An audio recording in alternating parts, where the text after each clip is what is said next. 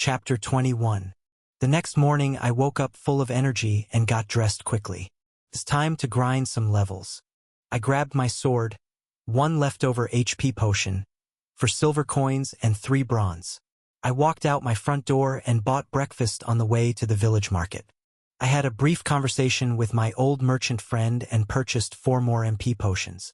Today I was orc hunting. 15 minutes later I arrived at the Pace Guild. I was greeted by Jack in the lobby. "Hey Jay, I was expecting you. Take this." He handed me a small card with my face and a Pace Guild logo on it. "What's this?" "It's your Pace Guild ID. Show it to any private dungeon run by or partnered with the Pace Guild and you'll have unlimited access. Let me walk you to the orc dungeon today." "Okay, sure." We strolled through the park. I studied the ID and we made it to the White Fair tent in a few minutes. I showed the guards my new ID and they just nodded. We entered and Jack started rummaging through one of the top shelves in the guild's item racks. "Here, take this for today." He tossed me a small pouch. It looked just like the one I had on my waist.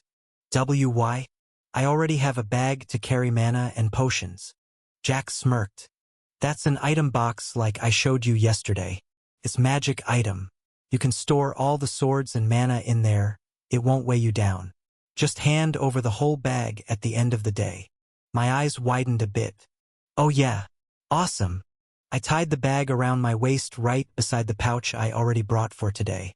"Well, I think I'll be alright solo today. I'll just be EXP farming. I think I can handle myself." Jack nodded. "Thought so. See you later tonight. Careful. Best of luck in there." We both waved each other off and I entered the dungeon. I started off by exploring the dungeon to appease my own curiosity. I trekked around exploring every mountain and valley this dungeon had to offer. Took my about 4 hours. In this time I faced off against 12 orcs. I didn't have to use my fire magic once. My increased speed and agility stats were almost unfair at this point. I zipped around them and defeated each orc in 2 shots or less. I could take them out in 1 hit if I hit a vital organ with enough power. I gained a total of 2 levels from the 12 battles.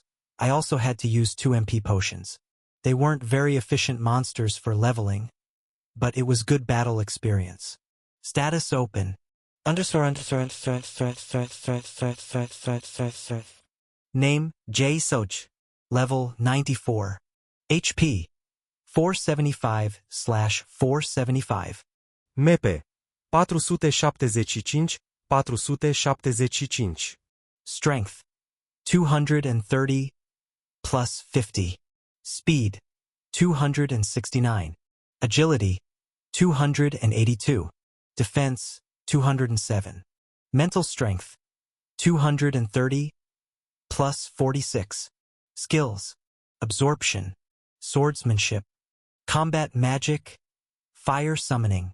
Items equipped: stainless steel long sword plus 50 strength, golden wolf ring plus 20% mental strength. The orcs dropped pretty large mana crystals. I placed them all in the item box.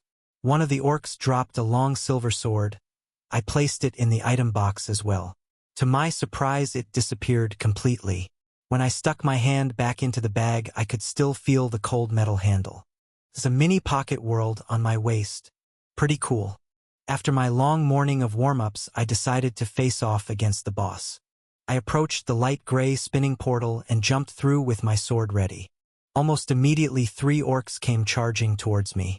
This is the most I've faced at once. I decided not to take any chances and just go all out from the start. I erupted in flames and sprinted towards the approaching beasts. Within a few seconds, all 3 orcs were sprawled out on the floor. Their necks were sliced wide open with crimson flames crackling in the silence of the empty cave. That was easy. Gruawar. The boss appeared. To my surprise, he looked much less menacing than our last meeting. My first time facing the orc boss was a mutant after all. The monster carried a long sword this time. It didn't have that axe like the mutant. He was almost 5 m tall and a deep green color. Hi. I was really looking forward to a good fight. I guess I'll settle for some easy sparring practice. The beast charged towards me with disappointing speed. I sprinted towards it straight on as well. At the last moment I erupted in flames covering my body and sword.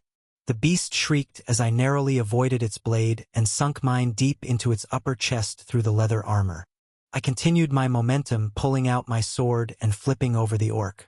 Then I focused all my fire magic into the tip of my blade. Without hesitation I planted my right leg and jumped with my sword in both hands to land a critical strike into the monster's upper spine. Grua-ah-ha! The monster let out a roar as flames shot all the way through its body. It fell to its knees. I jumped back and positioned myself for a final attack. I finished it off the next moment with a fiery strike, letting its head roll to the floor engulfed in flames. Level up! Level up! Name, J. Soj. Level, 96. HP, 485/485. MP 210/485.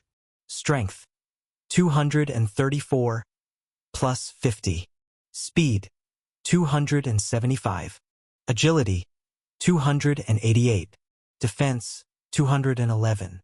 Mental strength, 234 plus 47. Skills, absorption, swordsmanship, combat magic, fire summoning. Items equipped: stainless steel long sword, plus 50 strength. Golden wolf ring, plus 20% mental strength.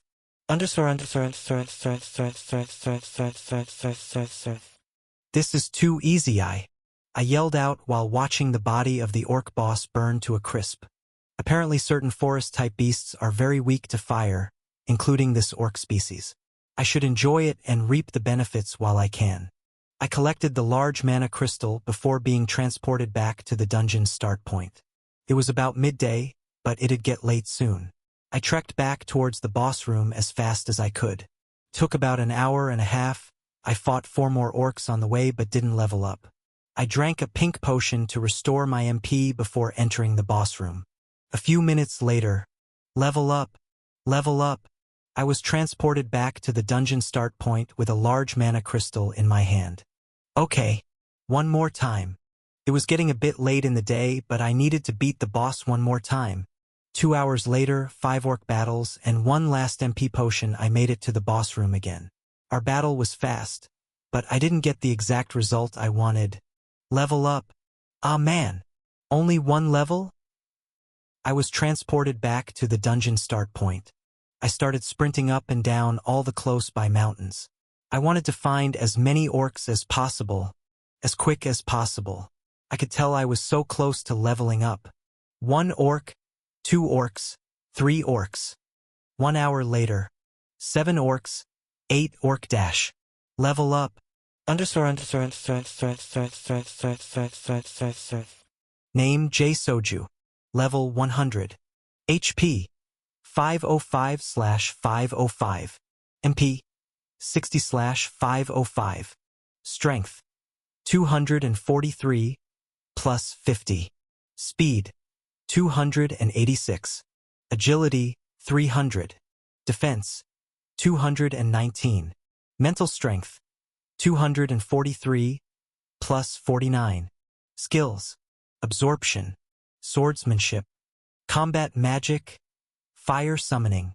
Items equipped: stainless steel long sword, plus 50 strength. Golden wolf ring, plus 20% mental strength.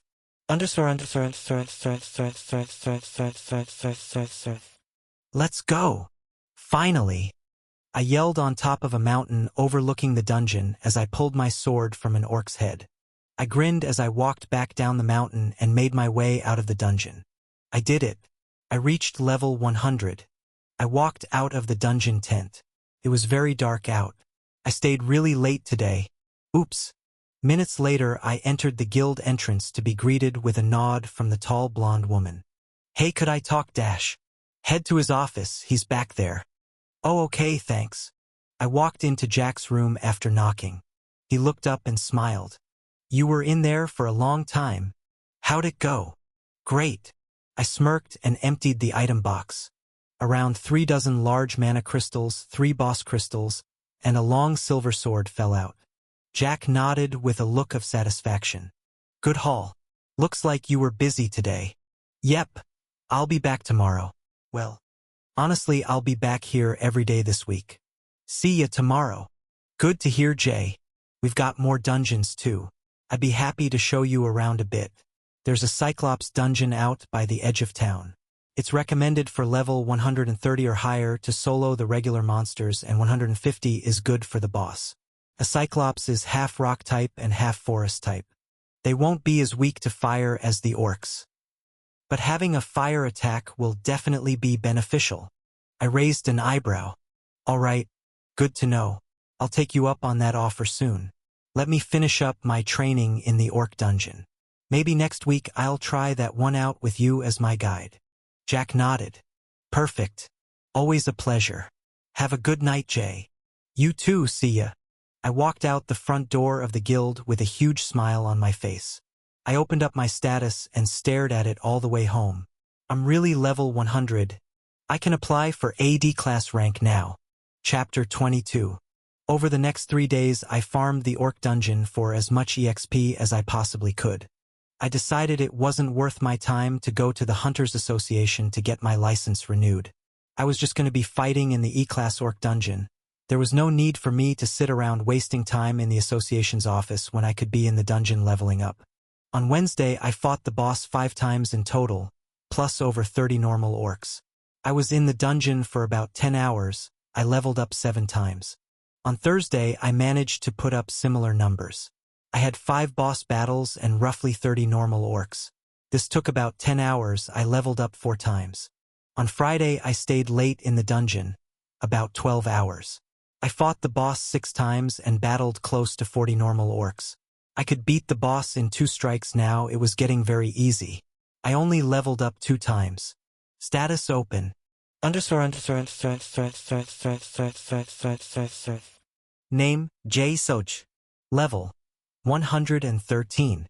HP, 570/570. MP, 570/570. Strength, 274, plus 50. Speed, 323. Agility, 338. Defense, 247. Mental strength, 275, plus 55. Skills, absorption, swordsmanship, combat magic, fire summoning. Items equipped, stainless steel long sword, plus 50 strength. Golden wolf ring, plus 20% mental strength.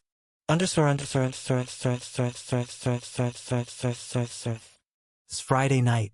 I got back from my raid at the orc dungeon and handed in the loot drop to Jack at the Pace Guild. My silver usage has been very high this week.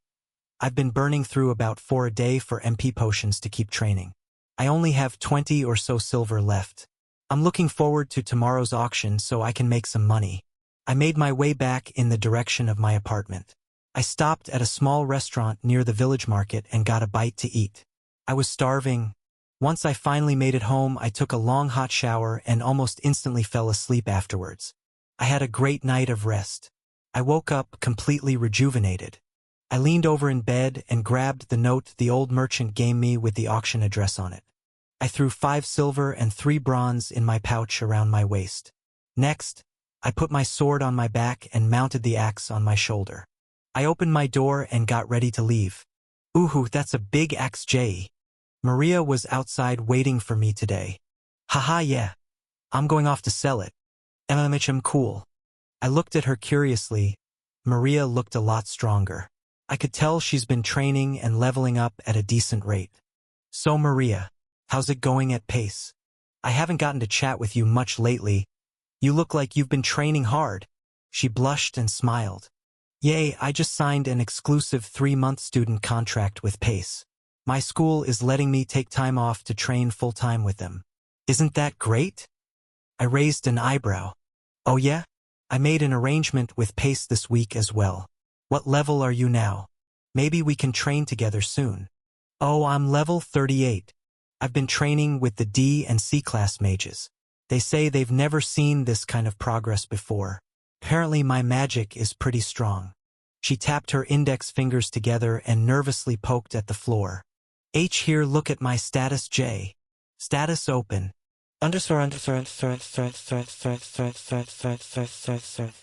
Name, Maria Cortez. Level 38. HP. 195/195. MP. 195 of 195. Strength. 91. Speed. 98. Agility. 93. Defense. 93. Mental strength. 176. Skills. Combat magic. Ice summoning. Items equipped. None. My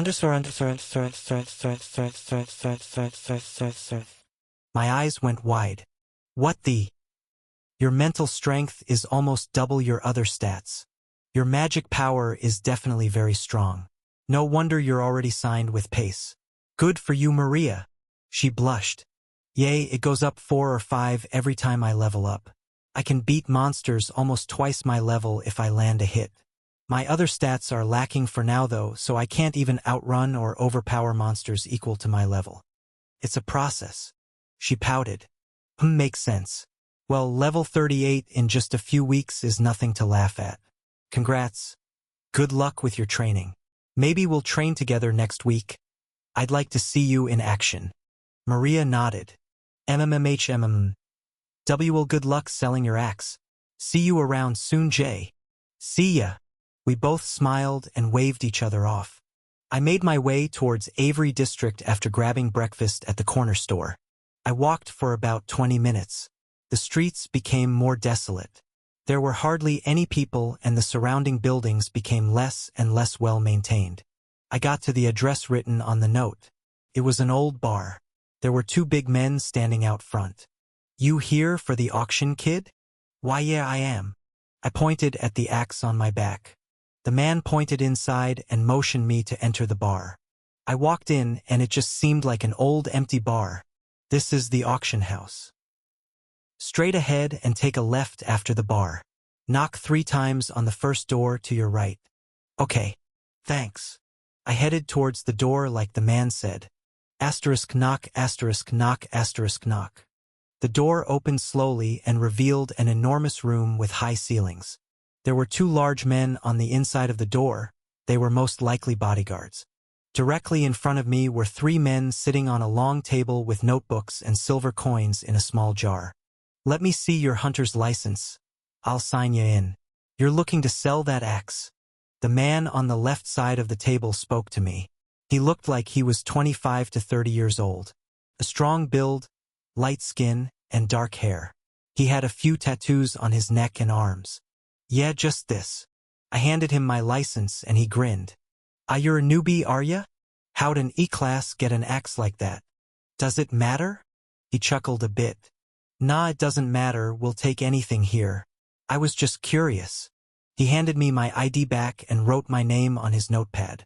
He showed the man sitting next to him something in the notepad. He looked up at me with an eyebrow raised, then went back to writing something in his own notebook. All right. 1 silver to enter the auction, and another silver once it's sold. We'll just take it out of the sale price. I rummaged around in my pouch and placed a silver coin on the table. Yeah, works for me. What's next? He took the silver and nodded. Well, let me see the axe. I'll inspect it and set a starting price before I put it in on the auction lineup. It should get started in half an hour or so. We have a few good items today, but nothing too big. Yours should make it in the top 3 and stand out. I'd expect some good bids. He pointed to the small podium in the back. Apparently that's where the auction will take place.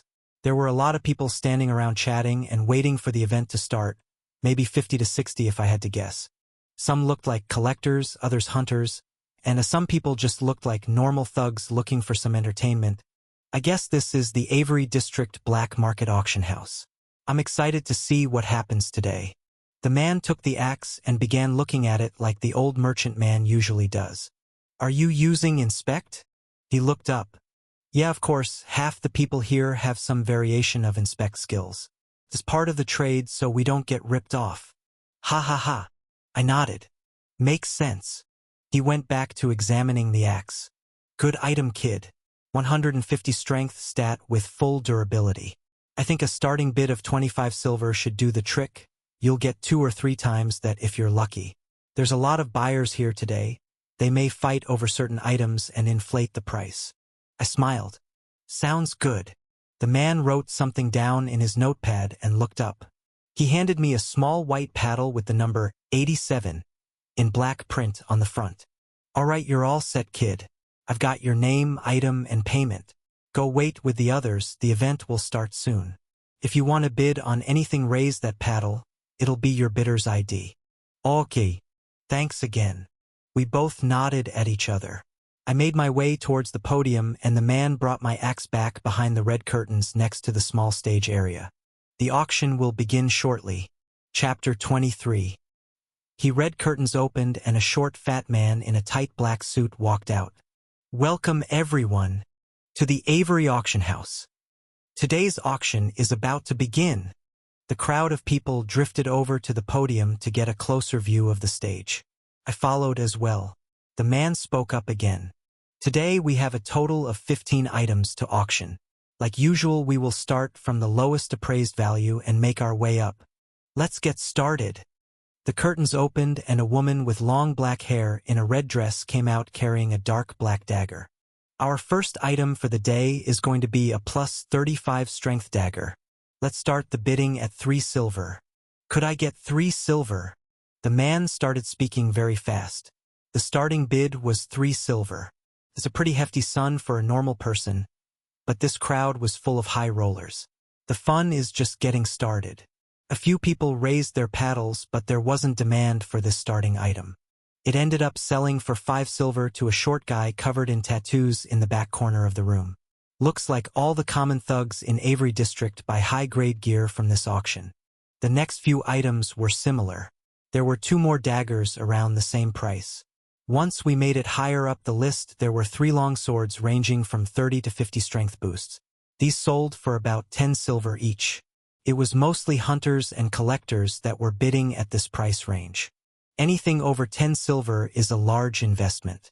A few more items passed. An iron shield caught my eye. It had an added 70 defense stat. It sold for 20 silver to a large middle-aged man in the front. He was definitely a hunter. A few more swords and daggers were sold, but nothing special caught my eye. We have finally made it to our top 5 items of the night, ladies and gentlemen. Coming in at number 5 is... The woman walked out carrying a large silver sword. A 100 strength buff sword. We'll start the bidding at 15 silver. Can I get 15 silver? The paddles started raising faster now. It seems like all the big shots have been waiting to bid on the good items. 25 silver. Can I get 30? AE, can I get 30 silver? That's what I like to see. 30 silver. The paddles slowed down and the long sword was eventually sold for 30 silver. An identical sword came out for the next item. There were a few groans and chatters in the crowd. I guess duplicates are a bit frowned upon, but people still bid. The second sword sold for 27 silver. Alright. Coming in at our number 3 spot. The woman walked out with a small leather pouch. AD class item box. Rated for up to 10 large item drops worth of mass. A rare find indeed. We'll start the bidding at 20 silver. Can I get 20 silver? The paddles flew this time. That's 25. Can I get a 30? 30 going once, going 35. 35 silver. An active crowd today. Could I get 40 silver? Let's see it. 40. To the man in blue. 45, can I get 45? That's it. 45 silver. Eventually the item box was sold for 45 silver to a tall bald man in a dark blue dress shirt and thin framed glasses. He looked like a collector, not a hunter. Now coming in at our second slot for the day. The woman walked out from behind the red curtain carrying an oversized axe with a curved blade. This monstrous axe has a strength buff of 150. It has a unique curved blade, truly a one-of-a-kind weapon. Let's start the bidding off at 25 silver. The paddles started flying. My axe was a huge hit for some of the hunters in the front row. The tanks were eyeing the oversized axe in awe. That's it. 30. No. 35. 40. 45? Could I get 50 silver? Yes. We got 50. Going once, going twice, 55. 55 silver. Does anyone want 60? The salesman was speaking faster than I could even keep track of. My axe was a hit. Could we get a 60? Anyone? 60 to the large hunter up front. 60 silver. Going once. Going twice. Going 3 TI. 65. 65 silver to the gentleman in black. 70. Back to the large hunter. Can I get 75? I hear 75 from the gentleman in black. Could this be 80? 80 silver from the hunter. 80 going once, going twice, going 3 times. Sold. For 80 silver. The large hunter turned to the man in a black suit and smirked. He clearly overpaid for the axe, but he won it over the collector. It was more a show of dominance than anything. I was grinning ear to ear. It was the same tank that bought that shield. He must be an experienced hunter. He's dropping a lot of money on gear like it's nothing. Well, it doesn't matter to me. As long as I get paid, I'm happy about how this auction went. Now, the moment you've all been waiting for. The number 1 item of the day. The woman came walking out of the curtains carrying a long silver sword with a thin black line running down the center of it. Our number 1 item today is a 200 strength buff sword. It also has a plus 30% MP absorption rate attribute. It is a beautiful sword if I do say so myself. The crowd started talking to themselves in hushed tones. It was an incredible sword. The salesman was right. The starting bid will be 1 gold coin, but for the sake of the auction will count in silver to make fractional bidding easier. So the starting bid will be 100 silver. I've never seen an item like this in person. It's a top-tier D-class item. Most C-class hunters wouldn't complain using an item like this.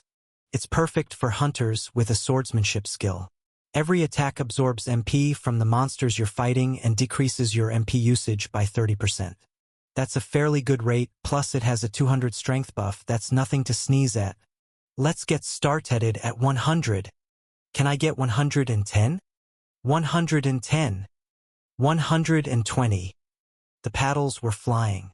It was mostly a bidding war between one swordsman with a green cloak on in the front row and 3 investors in suits. I watched as they bid back and forth for a few minutes.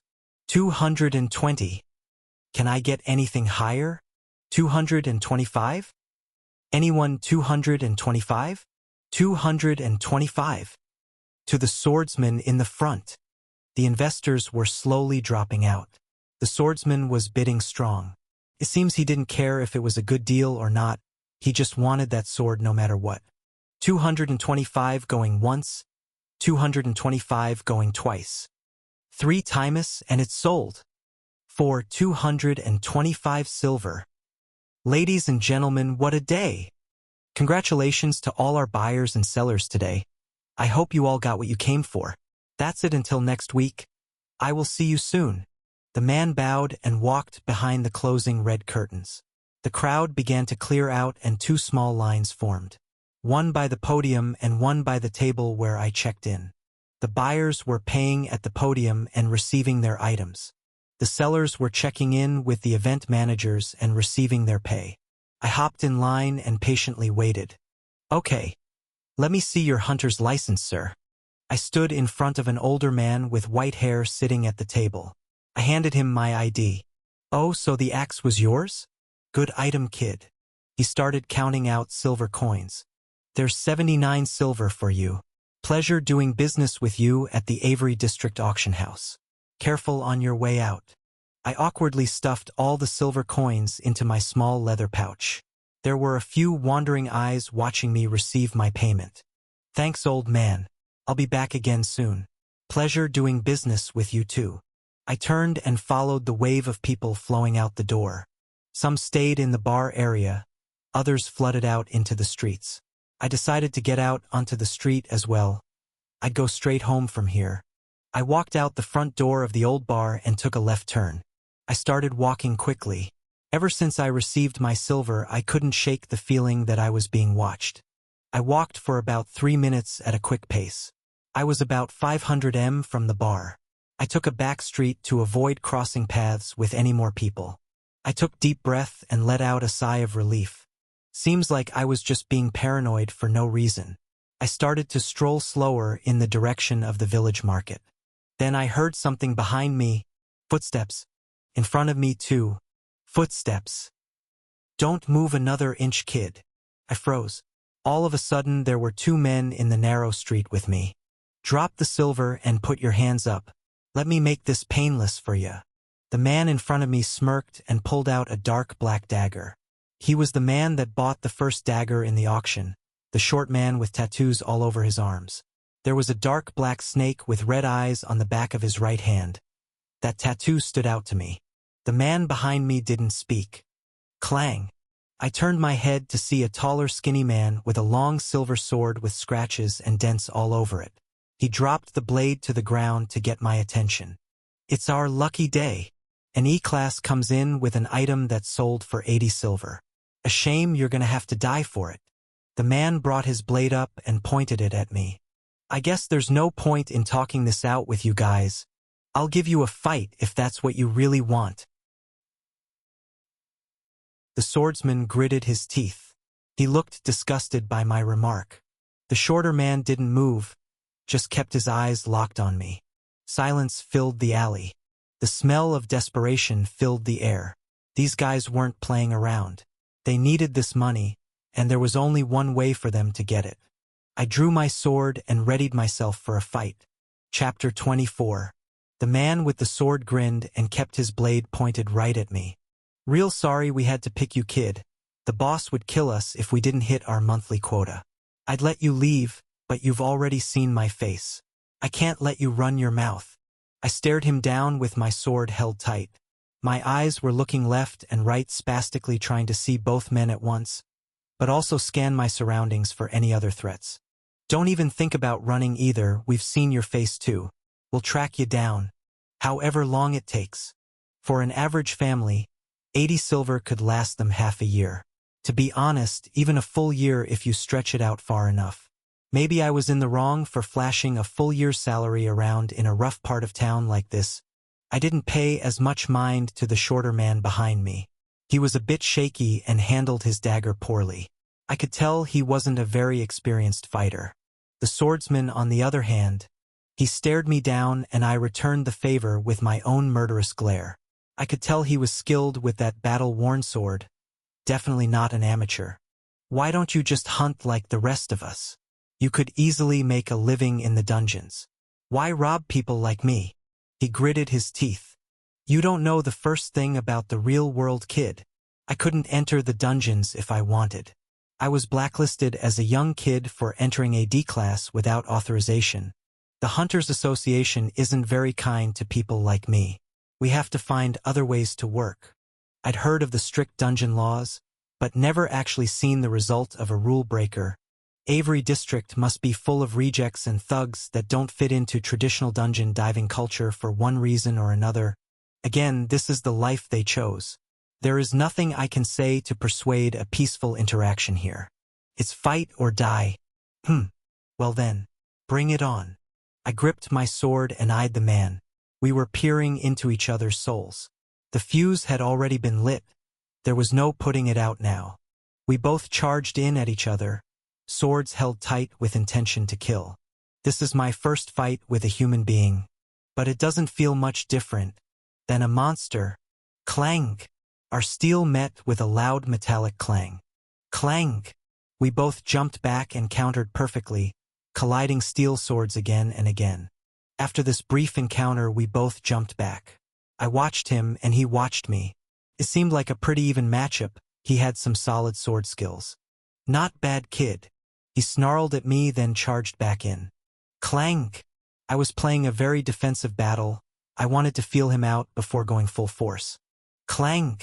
Our swords collided over and over as we traded even blows in the alleyway. We traded places on the narrow battlefield. I could see both men standing in front of me now. The swordsman was grinning and had his eyes locked on me.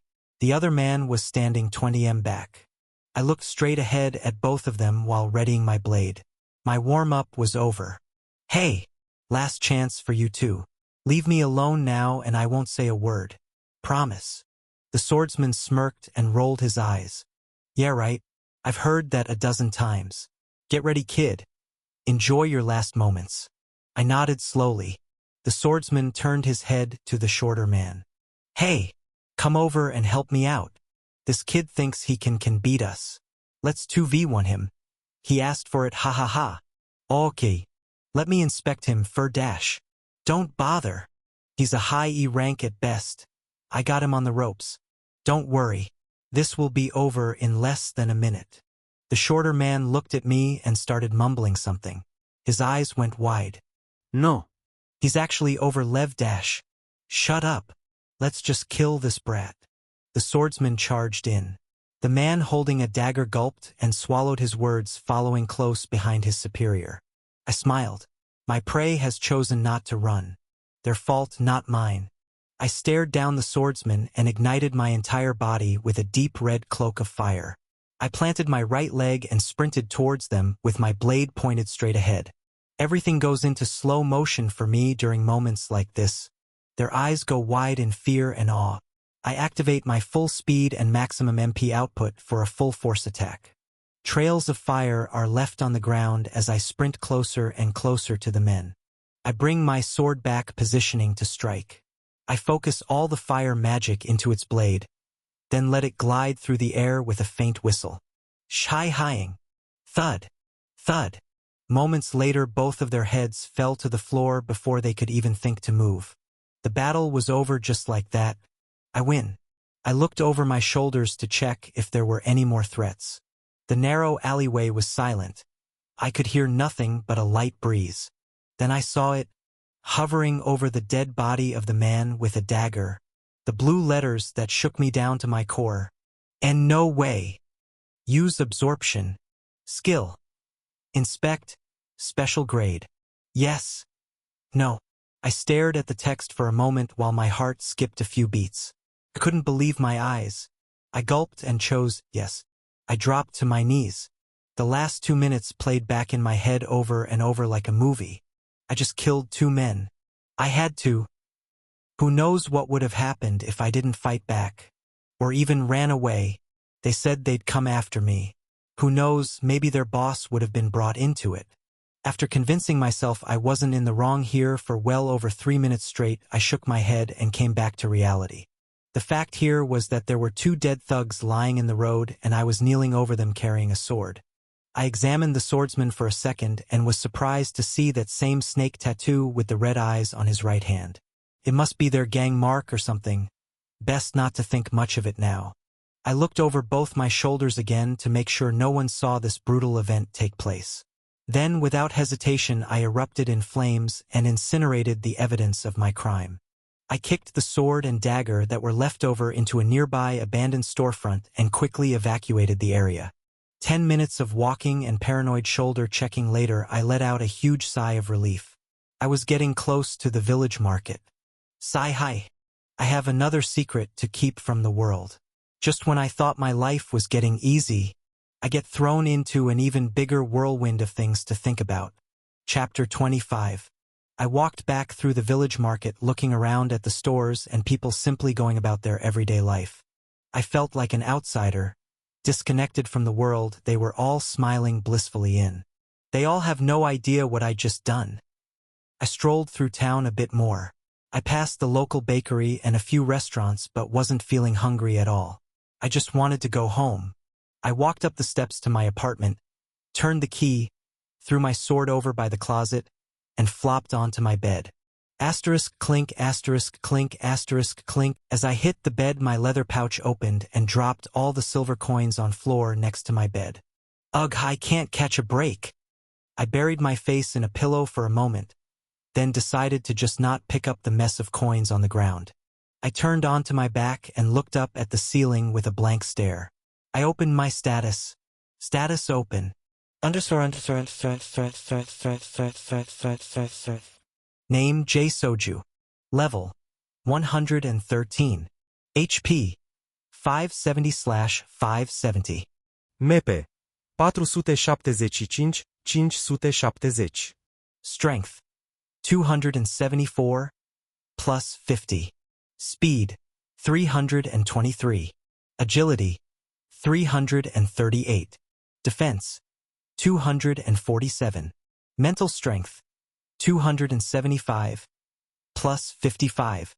Skills: absorption, swordsmanship, combat magic, fire summoning, inspect, special grade, items equipped, stainless steel long sword, plus 50 strength, golden wolf ring, plus 20% mental strength. My eyes went wide. So monster skills aren't the only ones I can absorb. I shivered. I used this power on a human because it would be a waste not to. Plus, the only reason I killed those men was self-defense. I won't make a habit of it, but if someone attacks me and I have to defend myself, their skill is 100% up for grabs. That's my self-rule. I awkwardly shook my own hand by twisting my right hand to meet my left in a position that kind of hurt my wrist. I laughed out loud at the gesture I made, but also nodded in serious agreement like I just signed a pact or something. I took a big breath in through my nose and out through my mouth. Seems like I've made temporary peace with my situation. Better to move on. No one else knows, so I might as well try to forget about it as well. I grinned and laid my head back on a pillow. I read some comics for a few hours to let my mind escape this reality for a while. It's better to distance myself as much as I can from thinking about things too much. Gurgle-glee-lee. My stomach made a horrific sound. I'm starving. I rolled out of bed and stepped over the pile of silver on the floor to grab my sword and boots. I took 3 bronze from the dresser drawer and threw them in my back pocket. I opened the door and walked down the apartment steps, making my way towards the village market. The air felt soft and sweet in my lungs. It was a beautiful evening for a stroll. I grabbed a sandwich at the corner store and continued my walk into town with no clear destination in mind. I walked through the village market to watch more people work and live their lives. Then I passed the Alpine Square starter dungeon to see a few new hunters crowded around the entrance, and lastly I made my way to the train platform. I thought to myself for a moment, taking the train to the Hunters Association may not be a bad idea right now. I need to get my license updated. Plus, what else am I going to do today? I'm definitely not in the mood to go dungeon diving. Screech!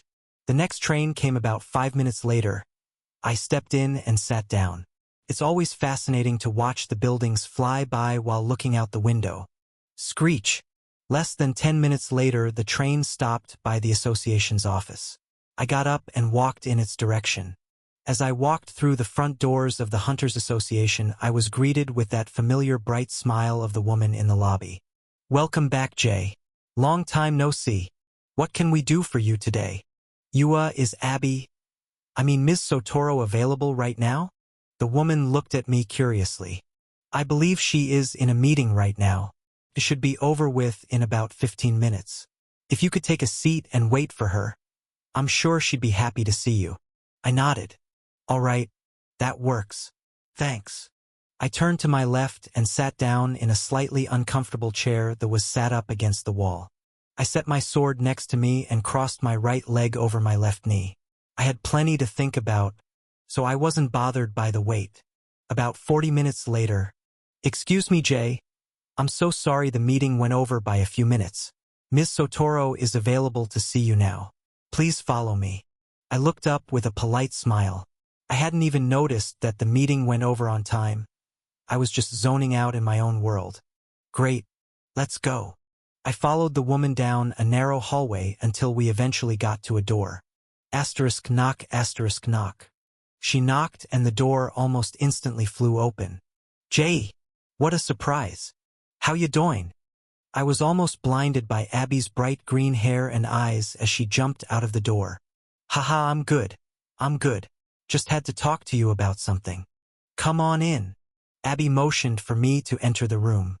I nodded to the woman that walked me here. I closed the door behind me and sat down on the oval couch in front of Abby's desk. She ran over to her desk and sat on the front of it facing the couch rather than sitting in her chair. Her legs were swinging back and forth as she looked at me curiously. Just being with Abby made me feel so much better. I got a much-needed passive release of dopamine. She is so high energy and just straight up cute. I can't help but feel happy around her. Ew. I hit level 100. Was looking to get a D-class upgrade. And didn't know if they'd ask to see my status if I asked up front. I thought it'd be better if I just went through you.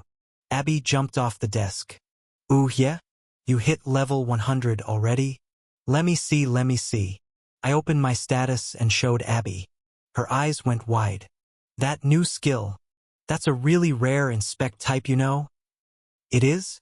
I haven't tried it yet. I didn't know it would dash. Try it right now. I want to see if it's what I think it is. I was a bit thrown off guard. I closed my status and shook my head a bit to concentrate. I repeated the words, inspect, over and over in my head. I looked up and saw glowing blue letters and numbers above Abby's head. LV. 231. I raised an eyebrow. Level 231? Is that your level? How can I see it? I'm Judash. Abby interjected. She talks so fast it's sometimes hard to keep up. Haha. I knew it. That's a neat skill, Jay. We should go hunting tomorrow. There's a few more things we can try out. Plus, I just had the most boring meeting of my life. Some board members from the regional branch just came over. They're prepping for the C-class exams in a few weeks. It always gets hectic around these times of the year. Let's go hunting. I haven't had any fun in a while. Come on. Let's go tomorrow morning. Come on. I smiled. This is the Abby I know. Yeah, sure. I'm down to go tomorrow. I'll meet you here around 8. Yeah, let us do it. Now hand me your old hunter's license. Okay, here. I handed Abby my license and she ran over to the correct side of her desk. After rummaging through drawers of pens and important-looking papers, she found what she was looking for and jotted a few things down. Stay right there. I'll be back in a few minutes. I nodded. All right, sure. I waited patiently with my arms crossed and head back resting on the couch. A few minutes later, Abby returned. All right, you're all set. I did a manual class upgrade for you so you don't have to show anyone else your status.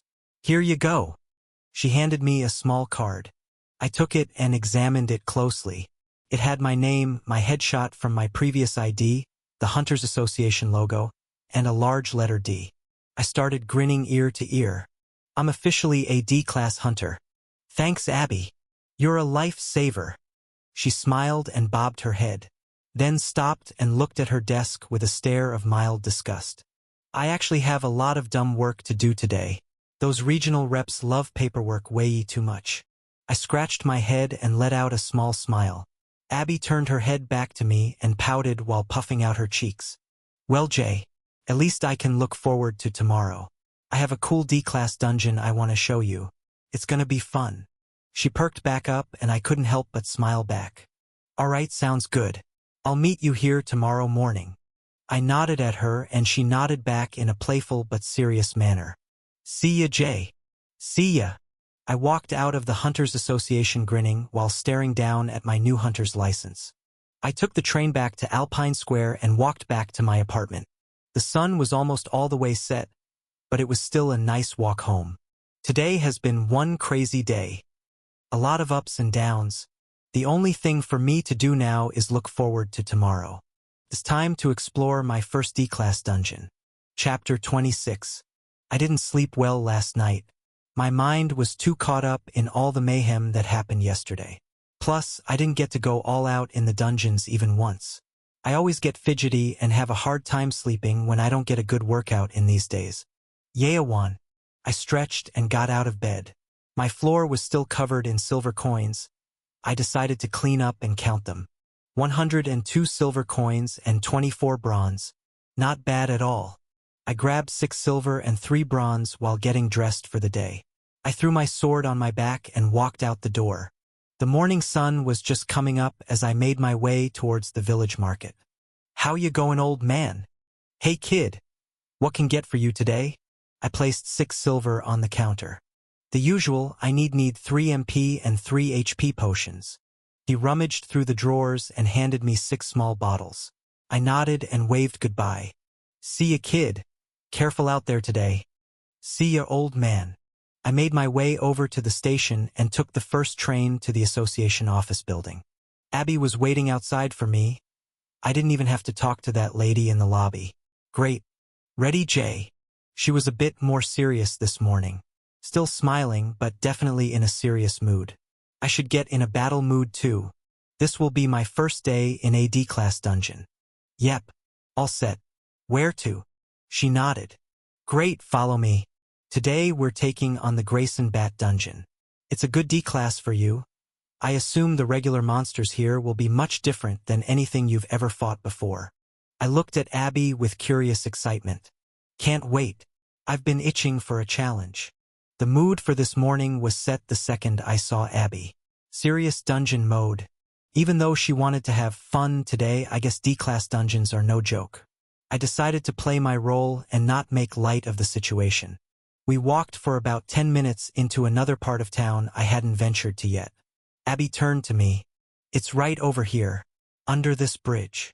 She pointed to a dark metal-colored bridge that stretched over a small river with slow-moving water. On the edge of the river, there was a medium-sized brick building with 2 guards out front. There was a huge sign on the side of the bridge that read out Grayson Bridge. I guess that's where they got the dungeon name from. We approached the 2 guards and I saw Abby reaching for her ID. I went to grab mine as well. We handed them to the guards at the same time. They looked our IDs over for a few seconds and wrote something down before nodding to let us pass. We entered the brick structure through the security checkpoint. It was an empty room with reinforced walls. At the back there was a large blue floating portal. It's time to enter the dungeon. All right, let's do it. I drew my sword and kept walking forward. Abby nodded and stayed right next to me. We jumped through the portal together. On the other side, I couldn't help but stand there in awe of this new world. It was a giant cave. There was a ceiling about 100 m high with giant stalactites. The dungeon itself stretched further than my eyes could see in the dim light. It felt like it was dusk, but there was no sun or any light source at all. My visibility was not great. Abby spoke up. We can't venture in too far yet. This dungeon gets much more difficult the closer we get to the boss room. I recommend we stay within 500 m or so from this entrance portal today. I looked at her curiously but nodded in agreement. All right, you know best. We slowly walked forward into the cave. The ground was hard and wet. The cave was filled with an eerie silence with an occasional drop of water from some unknown water source. There were occasional small rock mounds and stalagmites that we had to navigate around. I couldn't shake the feeling we were being watched. Asterisk click, asterisk click, asterisk click. Hush! I heard a series of odd clicking sounds and a dark figure soar past me from the corner of my eye way too close for comfort. I turned with my blade pointed in its general direction and scanned the room. I saw nothing. Abby yelled. Our first bat monster appeared. I'll let you fight it. I'm here if you need help. I nodded in agreement while frantically scanning my surroundings to find this so-called bat monster. Asterisk click, asterisk click, asterisk click. Hush! A half. Where did that come from? The dark shadow flew past me again, this time slashing my torso with something sharp. It wasn't a bad wound, but it sure was annoying. A few drops of my blood hit the cave floor. Asterisk drip, asterisk drip, asterisk drip. Asterisk click, asterisk click, asterisk click.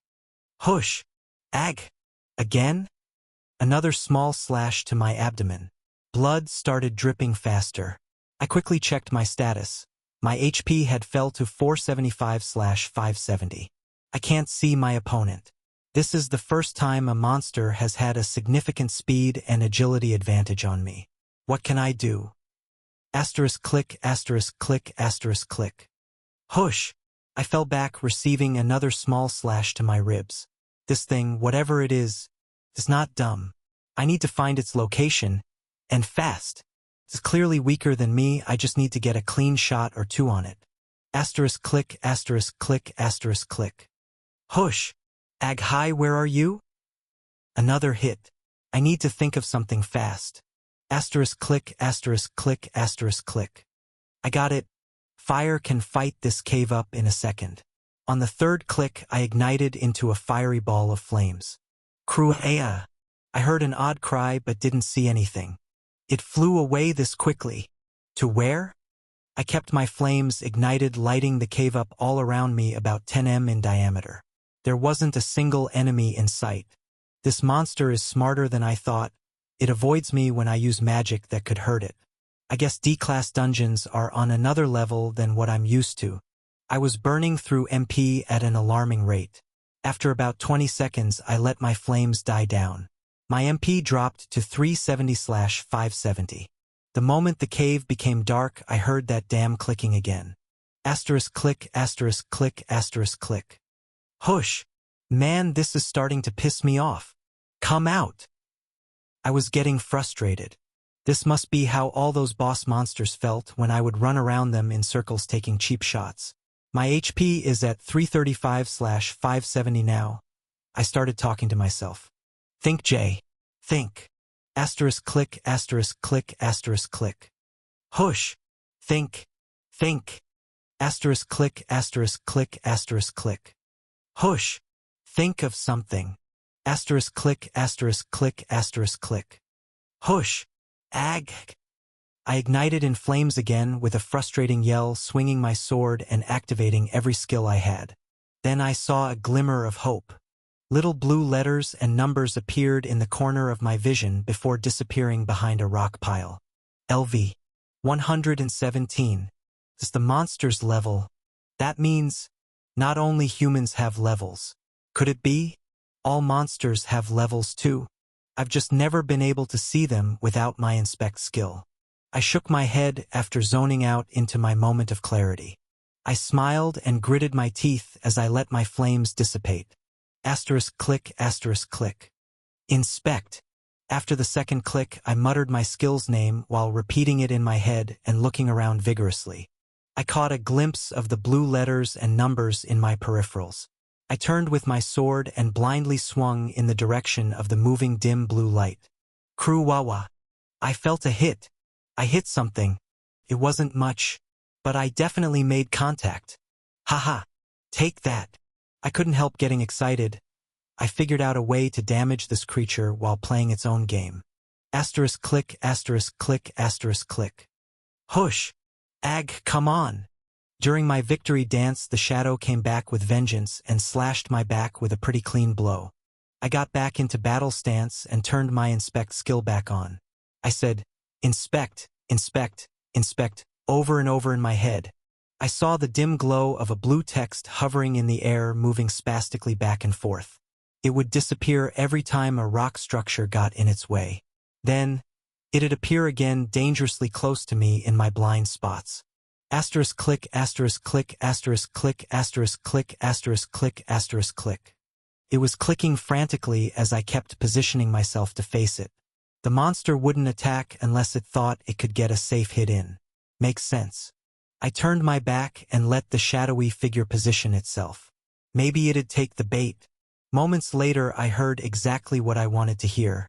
Asterisk click, asterisk click, asterisk CLI. Shing. I used inspect while simultaneously swinging my sword directly into my blind spot. It was a gamble, but it paid off. Cruella. I landed a clean hit. My sword sliced through the right wing of the bat and tore it wide open. Cried out in pain and tried to change directions. To the monster's surprise, its wings didn't work the same as they did moments ago. Its left wing overpowered its right, making for an odd flight path. The bat creature hit a stalagmite at its base and let out a defeated cry. I ignited myself and ran over to the monster to finish it off. It was an ugly creature. The bat stood about 1.5 m tall. Its wingspan was closer to 3.5 m. The creature's underside was a gross, wrinkly pink skin tone. It had a human-sized head with bat features. Its wings were black and purple, but the edges seemed sharp as knives. That's what it must have been slashing me with. I nodded and grunted a little. With a fiery slash, I ended the bat monster without hesitation. Level up. I smiled as I heard the status system's voice ring in my head. Then I looked down to see a happy surprise. Use absorption. Skill enemy detection. Yes. No. I chose yes the second the option popped up. I muttered to myself. Echolocation. Enemy detection. Same thing I guess. Makes sense, I take it. I was dripping blood all over the ground. I took a lot of hits. The bat creature may have been much faster than me, but I outsmarted it with my extra skills and brute strength in the end. Overall, a great battle. I nodded again to acknowledge my opponent while opening my status. Status open. Name J Soju. Level 114. HP 115/575. MP 165/575. Strength 276 plus 50. Speed 326. Agility 341. Defense 249. Mental strength 277 plus 55. Skills: absorption, swordsmanship, combat magic, fire summoning, inspect, special grade, enemy detection, items equipped, stainless steel longsword, plus 50 strength, golden wolf ring, plus 20% mental strength.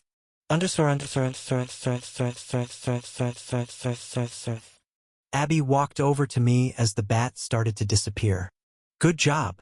You did better than I expected on your first one. These guys are fun, right? I looked up and grinned. You're right, this is an interesting dungeon. D-class monsters seem to be pretty intelligent. I can't wait to fight more. I grabbed the mana crystal and put it in my pouch. Abby smiled. She was definitely more relaxed than when we first entered the dungeon. That relaxed me a bit too. I chugged an MP and an HP potion to restore myself back to full health.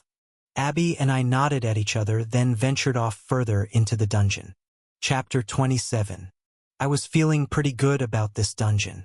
After that first battle, I have these monsters completely figured out. We kept walking further into the cave. Hey Jay, it'll only get harder from here. You sure you want to keep going? I smirked. Yeah, these bats are a piece of cake now. That first fight was a warm-up. I doubt I'll even get hit once in our next fight. I strolled along next to Abby with my sword out, occasionally activating my inspect skill to scan the area. I checked my status to see how much MP it was using up. I was at 550/570. Looks like every inspect uses 3 to 5 MP. Not bad, but not great. As I was closing my status, the new skill I recently absorbed caught my eye. Enemy detection. I shrugged and activated it to see what would happen. Bad idea. I dropped to my knees with my hands on my head. Clang! I even dropped my sword. A horrible, unexpected sensation came over me. Jay! What's wrong? Hello? Abby was waving her hands in front of my face frantically. All I could do was stare forward. I could feel the presence of every monster in this cave. There were thousands of them, all very close by. They're everywhere. I was slowly adjusting to this new ability. It was still very unsettling, but I stood up and closed my eyes to try and master it more. They were scattered everywhere. Bats were behind rocks, on the ceiling, and even gliding around above our heads. The longer I closed my eyes and concentrated, the more clear the movements of each bat creature became. The further away they were, the more I had to concentrate to feel their exact location and movements. It seemed like they were all clustered in certain areas of the cave. They traveled in groups, maybe 20 to 30 in each cluster on average. Some would leave the group to scout out the cave for food, while the others stayed together hanging upside down. The deeper I concentrated, the further into the cave I could see. The clusters became bigger and bigger. Some had hundreds. The deeper parts of the cave were much more active. Then the biggest cluster appeared in my mind's eye. A cluster of too many presences to even count. A massive cluster at what seemed like the cave's end. This must be what Abby meant by it getting harder the deeper we go in. I tried to get a better feel for how many there really were. All of a sudden I lost my balance. The clear feeling of the monster's exact location in my mind faded quickly. Thudded. I fell to the ground. Jay! What's wrong with you? Abby was very close to my face. Her big concerned green eyes filled my field of vision. I checked my status in a daze. It read out 0/570 MP. D-damn. Sorry, I used up all my MP. I didn't realize I'd feel so weak. I drank an MP potion, leaving me with just one left, and sat up. I checked my status moments later, and my MP rose to 500 out of 570. For some reason it wasn't full, but I decided not to think much of it right now. Tell me beforehand when you're going to pull a stupid stunt like that.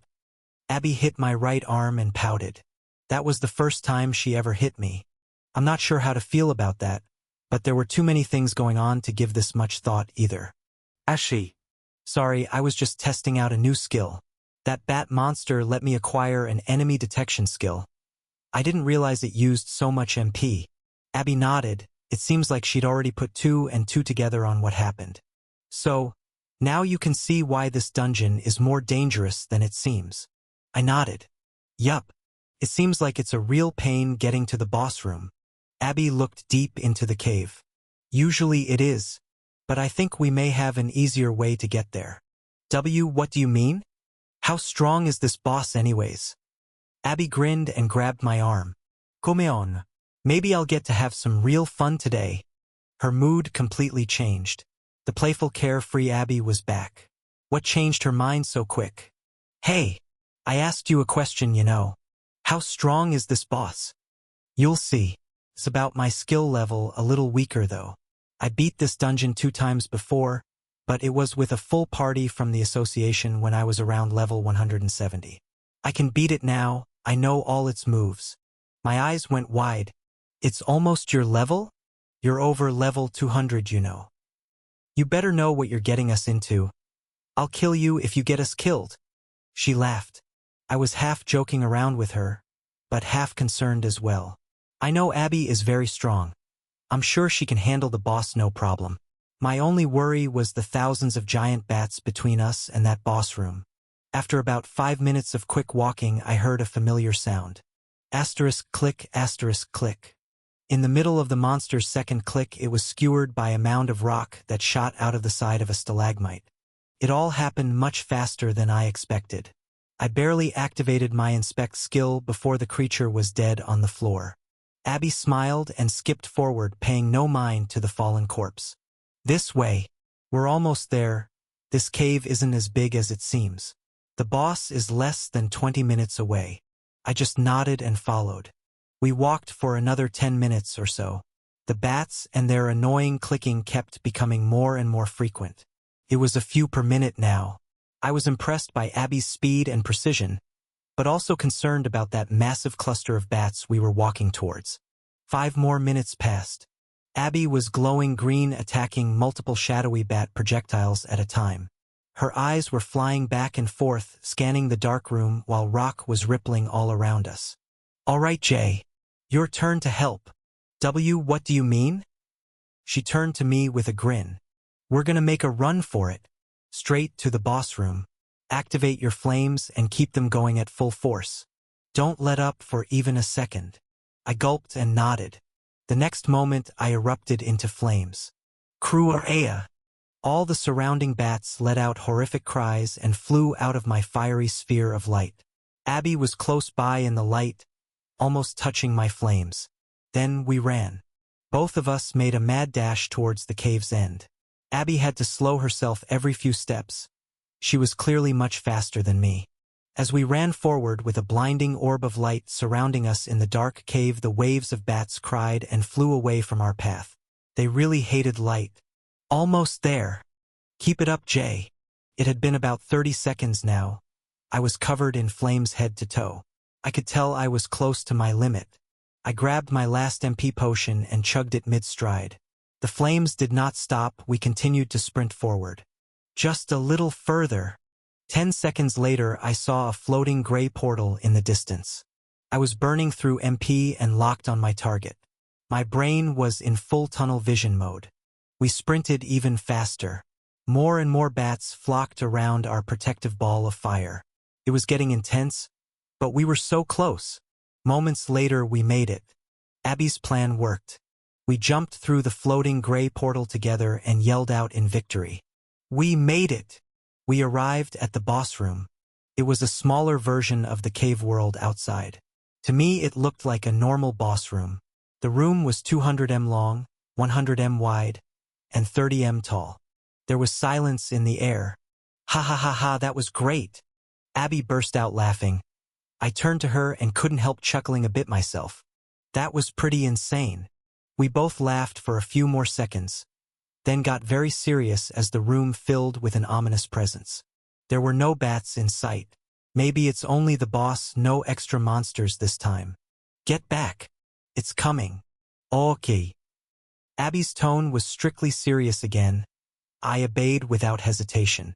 I ran back to a rock pile on our left side and hid ready to watch a battle begin. Silence still filled the room. I scanned the cave but couldn't see a thing. Clang. Scrapey. My eyes went wide. This is not what I was expecting. A figure no more than 2.5 m in height walked out. It had pale white skin and a humanoid-looking body. Its arms were a dark purple connecting to bat-like wings on its back. The most surprising feature wasn't its form. It was the huge black sword it dragged behind on the cave floor. This was not the boss creature I was expecting. Abby began to glow green brighter than I'd ever seen before. The monster returned the favor and pointed its sword up towards Abby in a graceful manner. They had declared battle on each other. Moments later, the two of them sprinted towards each other with blinding speed. It was almost faster than I could see. The bat creature moved with ease and blinding speed. It swung its sword with power and precision that I couldn't comprehend. Abby glided along the rock floor gracefully as well. The entire cave was rippling around her about 30 m in every direction. She was creating spears simultaneously attacking and defending. There was dust clouds and movements too fast for me to contextualize. It was just like the last battle I watched Abby fight. Clearly this was fighting at a different level than anything I'd ever seen. My curiosity was overflowing. I activated my inspect skill. 2 sets of numbers appeared over their heads. Abby was still LV 231. The text above the bat creature read out LV 194. My eyes went wide with awe. I wouldn't stand a chance. The moment this thought crossed my mind, the room went silent. Abby and the boss were 10 m apart at a standstill. Then something unexpected happened. The boss lifted its sword slowly and took a step back. Abby started glowing brighter. The whole cave began to shake while ripples of rock spears started forming all around their battlefield. The boss took another careful step back. Then, on its last step, the boss completely vanished. I activated enemy detection almost like a reflex. My heart skipped a beat. It was gone. The only presence I could sense in the room was Abby.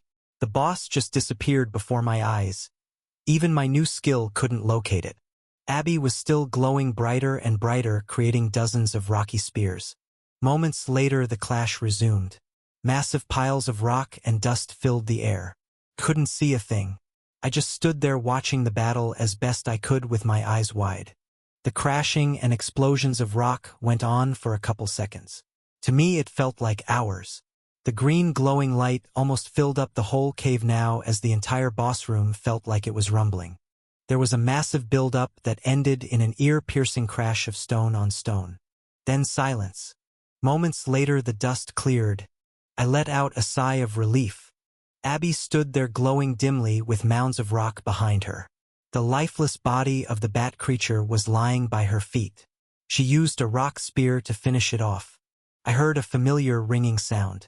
Level up, level up, level up, level up, level up.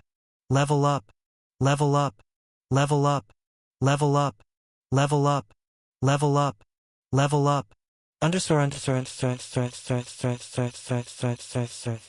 Name J Soju. Level 126. HP 635/635. MP 130/635. Strength 304 plus 50. Speed 360. Agility, 376. Defense, 274. Mental strength, 304, plus 61. Skills, absorption, swordsmanship, combat magic, fire summoning, inspect, special grade, enemy detection, items equipped, stainless steel longsword, plus 50 strength, golden wolf ring, plus 20% mental strength. Undersword. 12 levels. Wow. Abby laughed. What a good fight. That skill where it disappears is always so annoying. I guess that's what makes it a challenging fight. Other than that skill, its speed stat is the only other issue.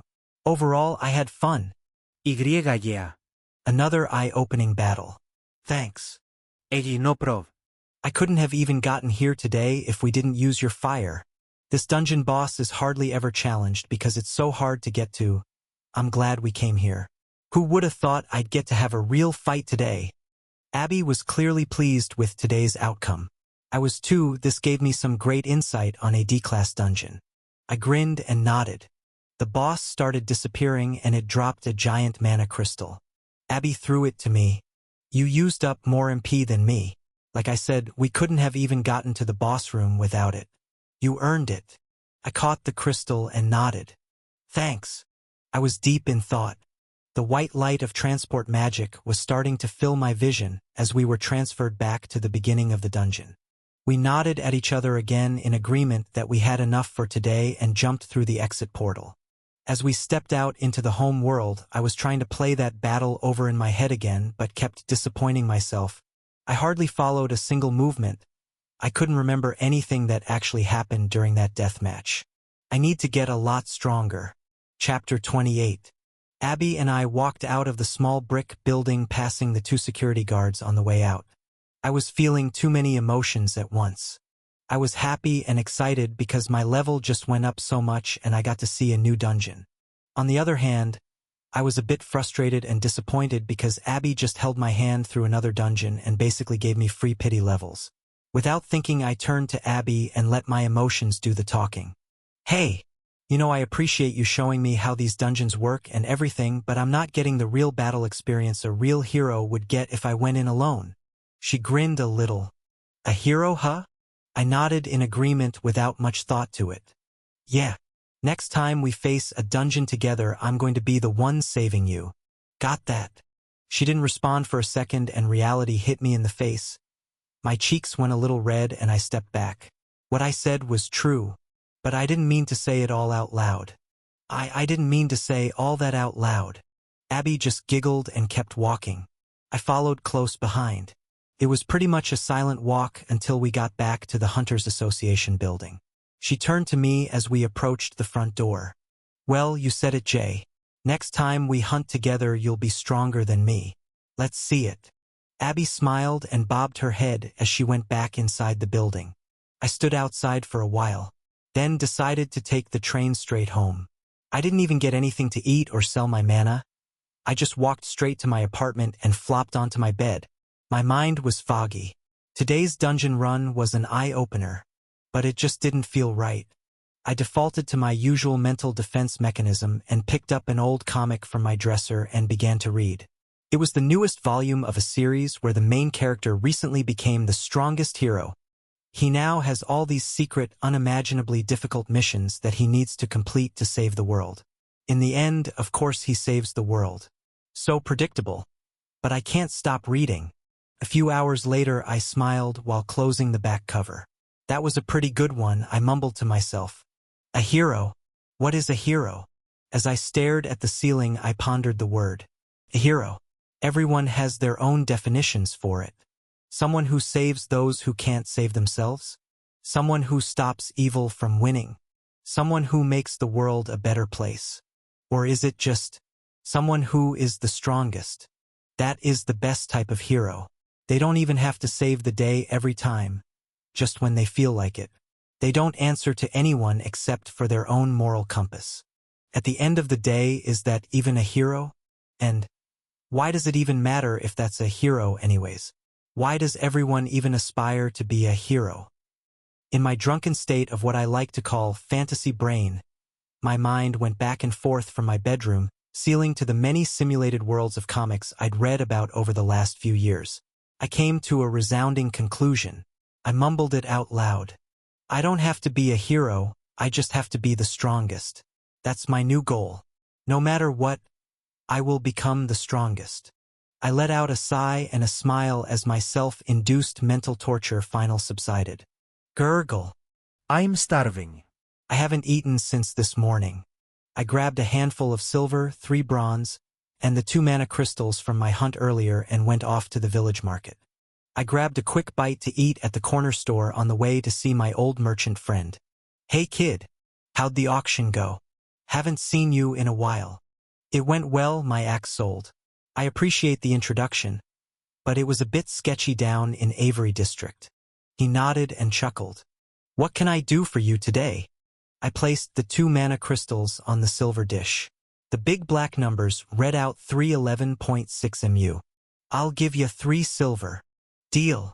The old man handed me my silver. Hey, can I grab some MP and HP potions too? You have anything stronger? Last time my MP didn't fill all the way up. What's with that? The man raised an eyebrow. You're over level 100? I eyed him back curiously. Yeah, I am. Why? The potions you've been buying are E-class graded. They only heal up to 500 points per use. The D-class potions are graded up to 1250 points. They are 2 silver apiece. That makes sense. E-class items have their limits, I guess. Okay, thanks for the info. I'm not too far over level 100 yet. I think E-class potions will be more worth my while. I put 6 silver down on the table. I'll take 5 MP and 1 HP. E-class. The man nodded and handed me a few bottles. We waved each other off and I headed back to my apartment. I'm all set for a hunt tomorrow. I drifted off to sleep pretty easily. The next morning I woke up feeling great. I slept like a baby. I got out of bed and got dressed. I grabbed my MP and HP potions along with 3 bronze and shoved them in my leather pouch. I grabbed my sword and jumped out the door. I headed straight towards the Pace Guild. After grabbing breakfast, I walked through the guild's front doors. The tall blonde woman greeted me. Hey Jay, how are you, Todd Dash? Can I see Jack? Oh, sure thing, he's in his office. I walked to the back room and knocked before walking in. Jack looked up from a pile of paperwork and smiled thinly. Morning, Jay. What's up? I want to go to the Cyclops dungeon today. Jack looked a bit concerned as he shuffled through a pile of papers. I really can't take you today, and anyway that dung dash. That's fine. Where is it? I'll challenge it solo today. Jack put his papers and pen down, looking at me with a serious look on his face. Hey, let me finish what I was saying. The Cyclops dungeon has been getting reports of an unusual amount of mutants lately. It wouldn't be smart to challenge the boss, or even venture too far into the dungeon solo. I'll get you directions to the entrance building, but don't say I didn't warn you. I grinned. Jack shook his head slowly as he wrote an address on a notepad and handed me a small piece of paper. I'd come with you today if I could. That'd be much safer. These damn regional reps are giving me so much paperwork this week. They always do this the month of exams. I just nodded.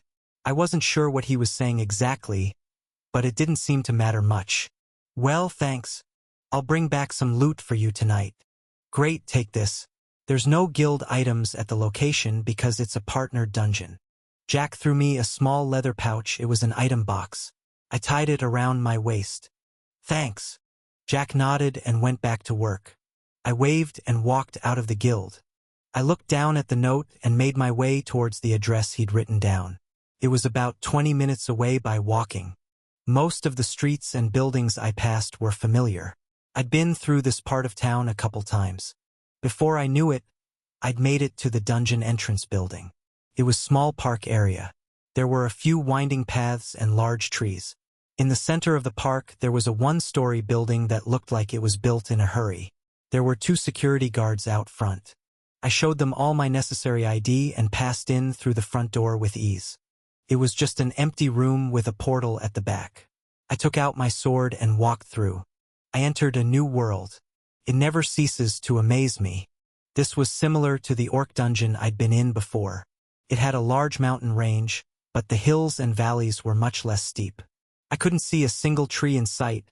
It was a barren wasteland and a bit chilly. The sky was blue and there were a few white clouds. The air was thick. It was a completely new sensation to me. My breathing wasn't affected, but the air definitely had something in it that made me feel a little off. I decided to venture forward into the dungeon. I made my way down into one of the large valleys. I could hear a faint sound of running water at the bottom. Caught my attention and piqued my curiosity. I trekked down the wide valley area for about 10 minutes. I found the water source I was looking for. There was a stream running directly through the center of two mountains, creating this phenomenon. The stream was about 5 m wide and flowed rather quickly. To my surprise, there was small shrubbery growing by it. I admired the natural beauty all around me for a moment until a loud sound broke my concentration. Thudded. Thudded. Rowa! Seemingly out of nowhere, a massive creature appeared 50 m or so from behind a curving section of the river bed. The creature was about 6 m tall. Its skin color was similar to all the rock around us, but with a faint greenish tint. It carried a large black club with spikes on it and showed me its jagged, disgusting teeth. Its head was connected to its large body. It looked like there was no neck at all. Just body connecting to head. Then its eye. Yes, it's one singular eye. The beast stared me down with an enormous wandering eye that was bigger than my entire head. So this is a cyclops. After the monster let out a mighty roar, it charged towards me. The speed was impressive, it basically matched mine. On second thought, maybe it was even faster. This seems like it's going to be a really tough fight. I gritted my teeth and readied my sword. I smirked. This is what I came here for after all, to become stronger. Chapter 29. The giant one-eyed monster came charging towards me with speed comparable to my own. I was not prepared to trade blows with this cyclops just yet. I need to scope out its full abilities before doing anything too rash. I activated my inspect skill and prepared to dodge the incoming behemoth. The light blue text appeared over its head in the distance. LV 129. Pretty similar to my own level. That's good. The rushing stream was to my left and a slight incline leading up the side of the valley was on my right. I put my sword out in front of me and rushed towards the monster with no intention of actually making contact with it this time around. We both sprinted towards each other, getting closer and closer. Once we were less than 10 m apart, I could smell a foul scent. This beast smelled worse than any monster I'd ever encountered. I instantly lunged to the right and ran up the side of the valley to avoid the monster's attack. Ruruwawa. The cyclops kept running forward in a perfect straight line. It swung its club at me, but I was already well outside of its range. I mumbled to myself. Interesting. I grinned and ran back towards the water and flatter ground. The cyclops turned to me and locked its eye on me again. We both charged towards each other. At the last second, I dodged it again, running up the mountain as the giant club narrowly missed me. The monster kept running forward in a perfect straight line. It looks like this monster has equal, if not greater speed than me, but it can't change directions very quickly. That's one upside. I'll possibly be able to use my agility to outsmart this beast. The big problem is the monster's club. Even when I dodged, the cyclops' timing was basically perfect. 1 second earlier and I would have been hit. It definitely has good intuition, and is very strong. That club is over 2 m long and looks like it's made out of a very heavy metal. Can swing it with ease like a baseball bat. Let's see how this beast likes flames. I ran back down to flat ground and ignited into a fireball as we both began our charge. The cyclops didn't seem to hesitate at all. It was the same result. I had to dodge at the last minute to avoid the trajectory of its club. That weapon is a great offensive tool, but it doubles as a defensive shield. This is going to be tougher than I thought. I decided to change up my strategy. I charged towards the monster from up above it on the valley's incline. I fully engulfed my body in flames. I jumped in the air with my sword in full swing, launching an attack. The cyclops countered with a swing of its club. Clang! Sparks fly and flames shoot from our clash of metal. At first it felt like an even exchange, But I was so wrong. The monster followed through with its charge and pushed me forward, carrying me uphill with ease. Ruwawaea. It roared as I was thrown forward. I hit the rocky ground and looked up to see the monster's massive legs charging towards me. With every fast twitch muscle fiber in my body, I managed to jump and spin out of the way as the beast cracked the ground as it rumbled past my head less than a meter away. I spit out a mouthful of dirt and got to my feet. In this moment of adrenaline-induced clarity, I saw an opening. I was right behind the Cyclops as it was trying to turn around. I pictured every encounter we had so far. The battle highlights flashed before my eyes. There's a fraction of a second that the monster has to stop moving and adjust its positioning before charging again. This is my only chance. I erupted into flames. As the Cyclops turned, I focused all the fire magic into my blade and went for an all-or-nothing attack. Shinning. Rea-a-wu-wa-wa. I made a huge fiery slash across the monster's back. Cried out in pain. The monster was hurt, but our battle was far from over. The Cyclops snarled and charged back at me with its club raised. I waited and stared at the enormous creature bellowing towards me. It swung its massive club with a loud roar. In that same moment, I shifted my stance and aligned myself perfectly for a counterattack. I swung my blade at the club, hoping to use it as a bounce pad. I used the incoming club's momentum to throw myself to the ground. I let the monster hit me while strategically angling my sword to position my fall away from the monster's heavy feet. Clang! Sparks flew and I was thrown to the ground as the Cyclops stomped on by. I immediately erupted into flames and lunged towards the wide-open backside of the monster. Shing! Ruwa! I landed another hit. There was a fiery X on the monster's back. It was bleeding heavily, and the magic fire residue was burning bright. Jack had told me these Cyclops have a minor weakness to fire. Maybe the leftover magic was doing some significant extra damage.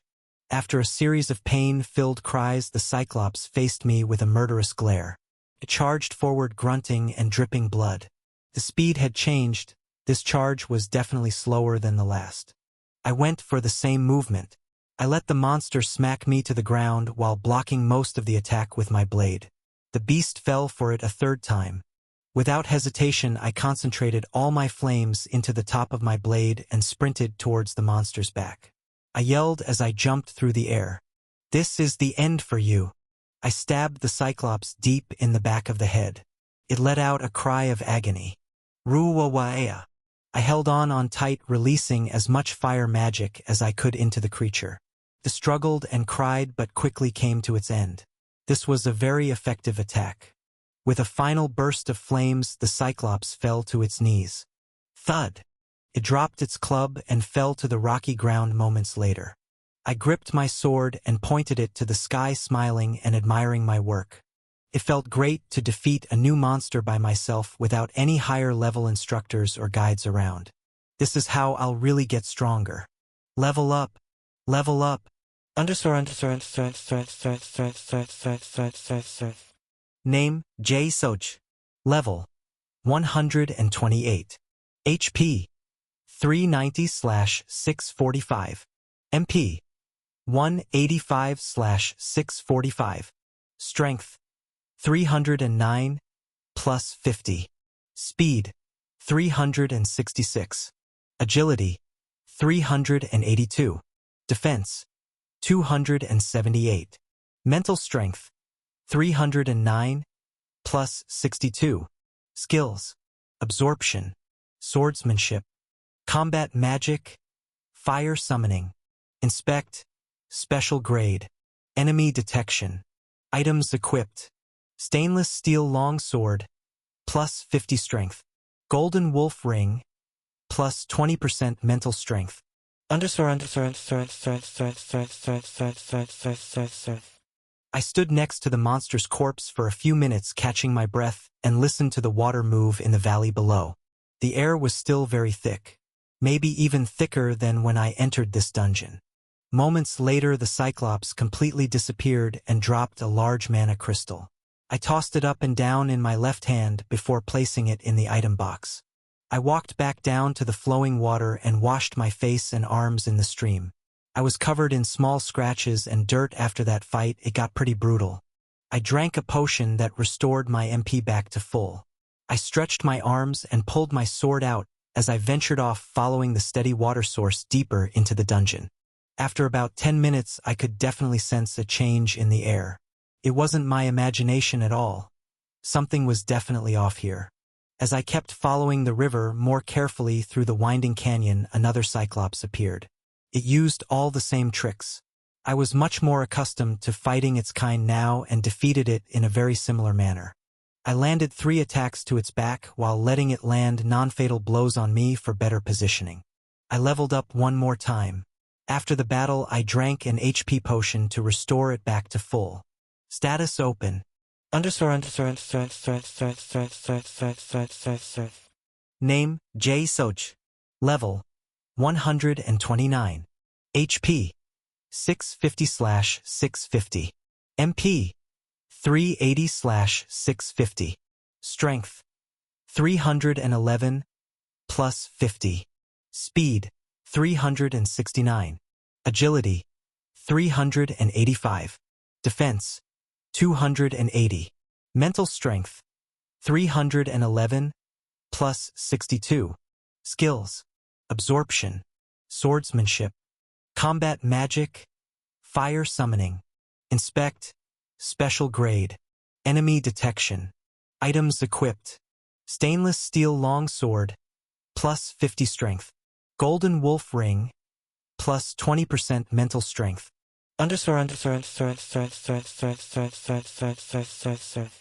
I was feeling pretty good. I have 4 MP and 3 HP potions left for today. I'll be able to farm EXP for a long time. I let the monster disappear and collected its mana. I kept walking further into the dungeon. The air was even thicker now. Felt like something was watching me through it. Again, it didn't affect my breathing but didn't feel right at all. My training for today just started. I didn't feel like overthinking it. This might just be normal for D-class dungeons. I pushed it to the back of my mind and trekked forward.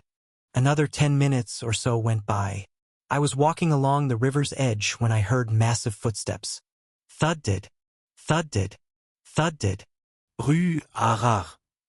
I turned a corner to see an enormous creature about 100 m from me charging with its club raised. It was definitely a Cyclops, but was very different than the 2 I'd just faced. It stood almost 8 m tall and had a pinkish-red tint to its skin. Its club was much larger as well. I stared the monster down and readied my sword. I used Inspect to see what I was dealing with and my eyes went wide. LV 144. This is definitely a mutant. It's not the boss. It's a random mutant appearing out in the open. I've never seen anything like this. This must be what Jack was warning me about this morning. Rua. The beast continued its charge with full killing intent. It looked much faster and stronger than me. I gulped and gripped my sword even tighter. This will be my strongest opponent yet. Chapter 30. The mutant Cyclops was less than 50 m away from me now. It had its club raised and its eye locked on me. It was much faster than the normal monsters I faced earlier today. I definitely had to come up with a new battle plan. Ruawa. It wasn't slowing down one bit. The monster was less than 20 m away now. It's time to move. I decided to match its movements and sprinted towards the oncoming beast. When I was about 5 m away, I made a sharp left turn and narrowly avoided the massive club. I could feel the strong wind against my face. It was an impressive swing. I turned to face the monster as it charged past me. I tried to catch it off guard, but to my surprise, it was already turning to face me as well. Cheap tricks are not going to work. We glared at each other and both lunged in to make another attack. This club was so massive, almost 3 m long. I couldn't get anywhere near the beast. It had perfect defense. I had to dodge again. There's nothing else I can do. The familiar wind of the club's swing hit my face. I was getting a bit frustrated. I can't afford to get hit by this mutant. Its attack is definitely stronger than my previous opponents. We faced each of again. Both of us were standing close by the flowing stream on flat ground. The valley's upward hill was to my left. As we charged towards each other this time, I decided to dodge early and run up the side of the incline. The beast skidded to a halt and changed directions to follow me up the hill. Thankfully, its lack of agility gave me a small head start. I ran up the valley's edge as the massive Cyclops followed. Once I got enough distance, I turned to face it and ignited my entire body into flames. My grip tightened around the fiery sword and I took a deep breath. I sprinted forward and jumped in the air with all my strength. The Cyclops was still bellowing towards me from below with its club raised. As I jumped down the valley, I raised my sword for an attack. I was aiming to fly over the entire monster and land behind it for a chance to strike. That was my plan anyways. The monster let out a roar and raised its club high into the air. Ruuwar. Thud. The club hit me like a brick wall. At the last moment, I did my best to block some of the spikes with the flat side of my own blade, but it didn't help much. I was sent flying backwards behind the beast, hitting the rocky ground just meters from the water's edge. If I had just jumped 1 meter higher, or maybe just 1 second sooner, I could have. Error. The monster gave me no time to think. I spat out dirt and blood while readying my sword.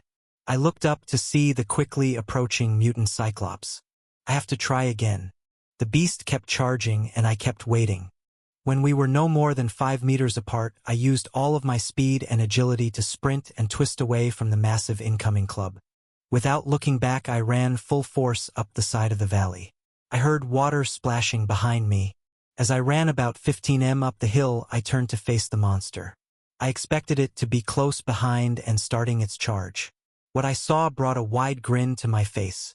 The monster overstepped its last attack on me and ran into the stream. It took a few extra seconds for the monster to recover and turn. It was just starting its charge up the valley now. I smirked and ignited into flames again. This time I had an advantage. I was moving much faster and had more time to position my airborne attack. I waited longer to jump and focused more force on getting higher up rather than farther this time. The Cyclops let out a roar as it made its attempt to smack me down with a swing of its club. It missed. My plan worked.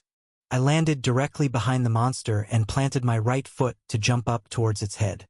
The Cyclops had already come to a halt and was trying to turn around. I focused all the fire I could into the tip of my blade and pierced the back for the monster's head. I let out a cry as I released as much fire as I could into the beast. Take this! Ru'ir!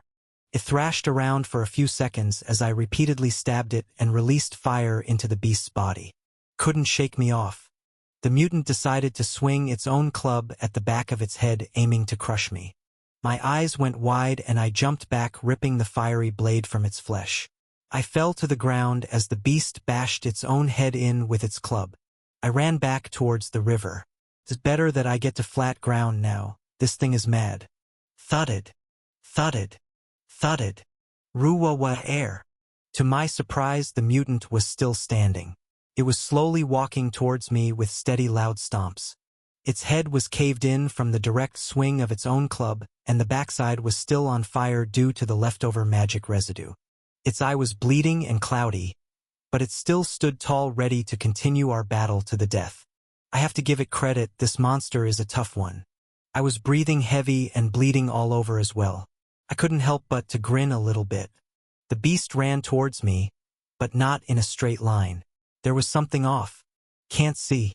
The beast was swinging its club and blindly attacking where I was last standing. I nodded slowly, realizing the situation. A well-fought battle indeed. Without the valley's geographical advantage, I would have never won. Thanks to my surroundings, I've defeated this monster. With a swift, fiery maneuver, I ran up the valley's incline again, without the Cyclops even noticing me. I focused every last bit of fire I had into the blade and jumped at the monster's backside. I pierced the same spot in the back of its head and let my fire burn bright. With this silent strike, the monster fell to its knees, then its head fell to the rocky floor. I win. Level up. Level up. Level up. Level up. Name J Soju. Level 133. HP 115/670. Mepe. 85-670. Strength 321 plus 50. Speed 380. Agility 397. Defense 289. Mental strength 321 plus 64. Skills: absorption, swordsmanship, combat magic, fire summoning, inspect, special grade, enemy detection, items equipped, stainless steel longsword, plus 50 strength, golden wolf ring, plus 20% mental strength. I dropped to my knees next to the fallen monster as well. I was out of breath. It landed a really solid hit on me. Another one of those and I'd be a goner. I chugged an MP and an HP potion as the monster disappeared and a large mana crystal dropped. Now I only have 3 MP and 2 HP left. That's enough for a few more fights. I grinned as my stats were almost fully restored. My HP rose to 615/670 and my MP to 585/670. I decided to walk up the valley's incline to get to higher ground and scope out where I wanted to travel to next. As I walked up, I could feel the heavy air getting even worse. My body was tingling a bit. What's going on? Feels like there's magic in the air, and it doesn't feel good. I made it to the top and stepped onto flatter ground. Thudded, thudded, thudded. My eyes went wide. Staring me down, holding a massive spiked club, was another mutant Cyclops. It stood there menacingly. In the near distance behind it, I could see a normal Cyclops approaching as well. This is not good. I activated my inspect skill and decided to turn on my enemy detection as well. My heart skipped a beat. Right in front of me, I saw the two beasts. LV 146. LV 128. I could sense many more as well. There were close to a dozen similar-sized monsters within a kilometer of me. There were too many to face at once on flat ground. I need to pick my battles wisely. One overpowered monster is enough to handle. I can outsmart it. 12 at the same time is a completely different story. I'm not that strong. I made a furious dash back towards the direction I'd came. If I ran full speed, I could make it back to the dungeon's exit and get to safe ground outside to rethink a battle plan. This dungeon is more dangerous than I imagined. Without another thought, I ran as fast as my legs could take me. I sprinted down into the valley and followed the river without turning my head to look back. The winding river was a perfect place to avoid these monsters for the time being. They have impressive speed, but the tight turns in this valley limits their movements. I ran into 2 normal Cyclopses on the way back, but easily avoided their attacks and continued my sprint. After facing that mutant Cyclops, these regular ones didn't seem as threatening. About 15 minutes later, I came to a very familiar rock formation. This is right by the dungeon's start point. I ran up the valley's edge and made it to the mountain where I'd entered. What I saw took my breath away. There was a dark blood-red spinning portal. This is a dungeon break. Chapter 31. Dungeon breaks happen when too much magical energy builds and is released all at once. Mutants spawn in at much higher rates, and the boss is guaranteed to be a mutant sucking up all the leftover magical energy. The exit portal turns red and allows both humans and monsters to enter and leave as they wish. An increase in mutant monsters means an increase in potential rare loot. Strong hunters and guilds see dungeon breaks as top priority events. Of course, this is to save the public from the dangerous monsters that can escape and harm those in the town nearby. There's a thin line between protection and profit, I guess. Anyways, I'm the first one to realize this is a dungeon break. There are over a dozen monsters in the general vicinity. There's no way I can take them all on by myself. If they all escape into the city, there will be some serious casualties. The nearest guild is way too far away to warn anyone in time. I'm sure the 2 guards out front will catch on soon, but many monsters will escape into the city before the proper team can arrive. The only way to stop all of this is to defeat the boss. The dungeon will collapse in on itself after the boss room is cleared. That's common knowledge on how dungeon breaks work. I've just never seen one with my own 2 eyes. This is my best bet. I'm gonna face that boss. It may be a mutant, but I have a better chance of defeating it than trying to fight all of the dungeon's monsters at once. I wanted to get stronger, right? I can't back down from a challenge. I took a deep breath and gripped my sword. The air was getting thicker and thicker. I could sense that the source was coming from a very tall mountain about 2 kilometers away. That must be the boss room. I headed off towards it in full sprint. I used the winding valleys to avoid as many monsters as I could. For 20 minutes I ran and dodged every Cyclops in sight. There were about 6 normal monsters and 3 mutants that crossed my path. I could sense over 3 dozen in my close vicinity. They were headed in the direction of the dungeon exit gate. All the more reason for me to hurry and defeat this boss. The closer I got to the mountain, the more monsters I saw. The ground was rumbling. A stampede of mutants appeared. 7 of them were lined up and charging in the direction of the dungeon's main gate. There was a large group of normal Cyclopes following close behind. A couple may have already breached into the home world, but the bulk of them were about 20 minutes away from the portal. If this wave makes it to the city, it may be leveled before the Hunters Association or Pace can get here to stop them. The wave rumbled by. They hardly paid any attention to me. I saw a dark gray floating portal just 100 m in front of me in the direction the stampede had left from. I sprinted towards it without hesitating. This is the boss room. From around the corner of the mountain's rock ledge, another group of monsters appeared.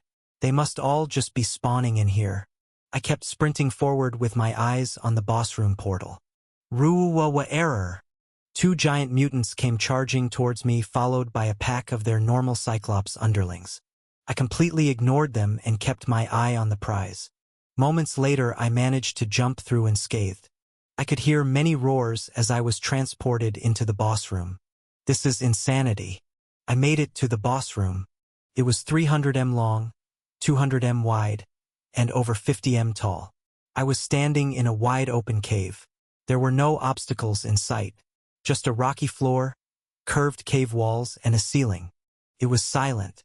The air in here was so dense with magic. I could feel it following all around me.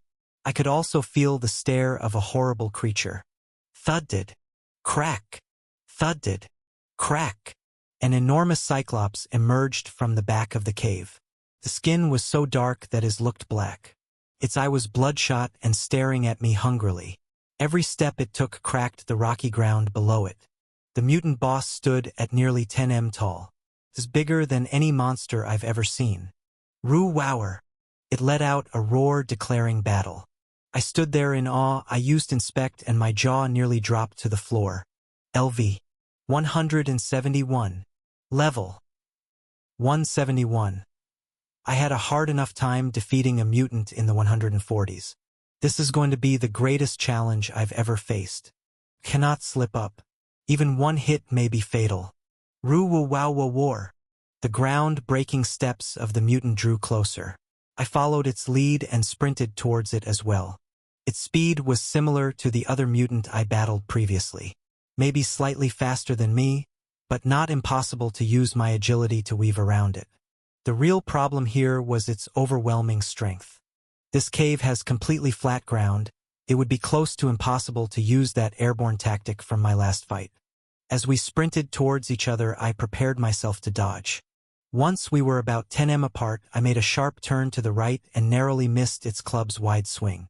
There was nothing else I could do right now. I just have to dodge and weave until I find an opening. The monster rumbled on past me. Like clockwork, it turned and started its charge towards me again. We basically just played chicken over and over. Charges at me, I follow its lead. Then I narrowly dodged a heavy swing, and we repeat. We did this over and over for about 2 minutes straight. I couldn't get an opening. Pretty much had perfect defense. The only way I could get in its blind stop would be to take a hit from its club. It would do a lot of damage, but I think it's my only hope right now. We faced each other once more. The mutant boss started running towards me. I gritted my teeth and charged in as well. I readied myself for a brutal attack. This is going to hurt. It swung its club in a predictable fashion. The monster was expecting me to dodge. I ran straight forward and swung my sword at the beast's weapon this time. The force of the club was overwhelming. My blade was pushed down instantly. The club hit the whole left side of my body with a bone-crushing blow. I was thrown to the ground and I coughed up a pool of blood. I knew this would happen, I just didn't expect it to hurt this bad. The moment I hit the ground, I ignited my flames and planted my right foot. The left side of my body was pretty much useless right now, but I had to work with what I had.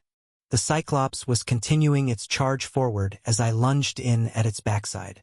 I let out a yell. To keep this! With a powerful swing of my fiery sword, I attacked the center of the monster's spine. Clang! My eyes went wide with fear and confusion. My sword bounced off the monster's back without a scratch. The moment my blade came close to contacting its body, the skin near my sword hardened into a thick black crystal-like substance.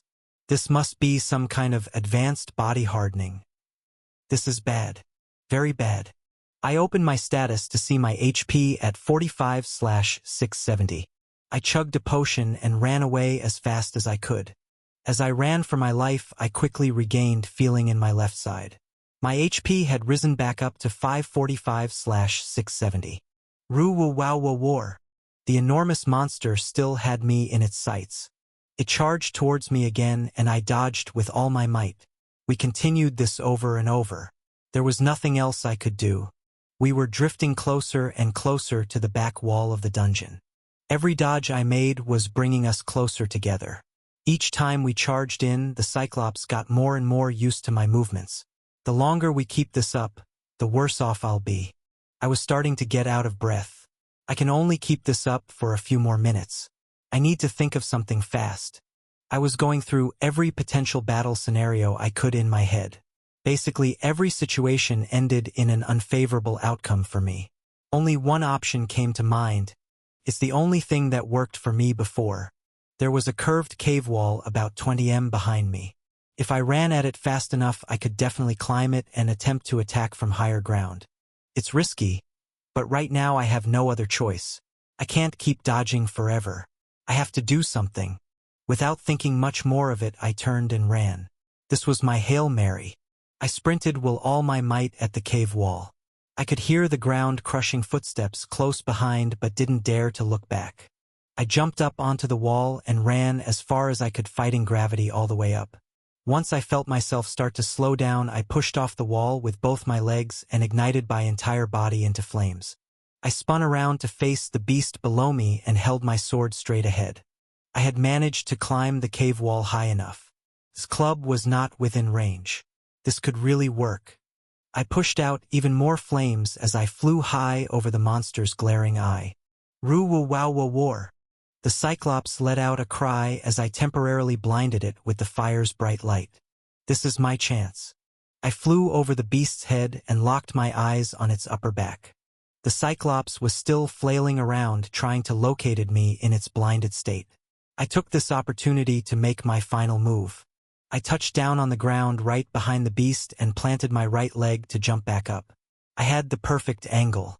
Finally! I've got you now! I focused all my magic into the sword's tip and swung with all my strength. Clang! Asterisk clink, asterisk clink, asterisk clink, asterisk clink, asterisk clink. My eyes went wide. My heart stopped and time slowed down. My sword shattered into a million tiny pieces right in front of my eyes. Chapter 32. I fell to the rocky floor and watched the metal fragments of my broken sword hit the ground beside me. I was alone in the boss room without a weapon. This couldn't have gone any worse. I'm so stupid. I have to think before I act. I got so caught up in the hype of the moment. Why did I believe I could be the hero? The mutant turned to me with its massive bloodshot eye. I could feel the bloodlust as it stared down its prey. I left like a deer in headlights.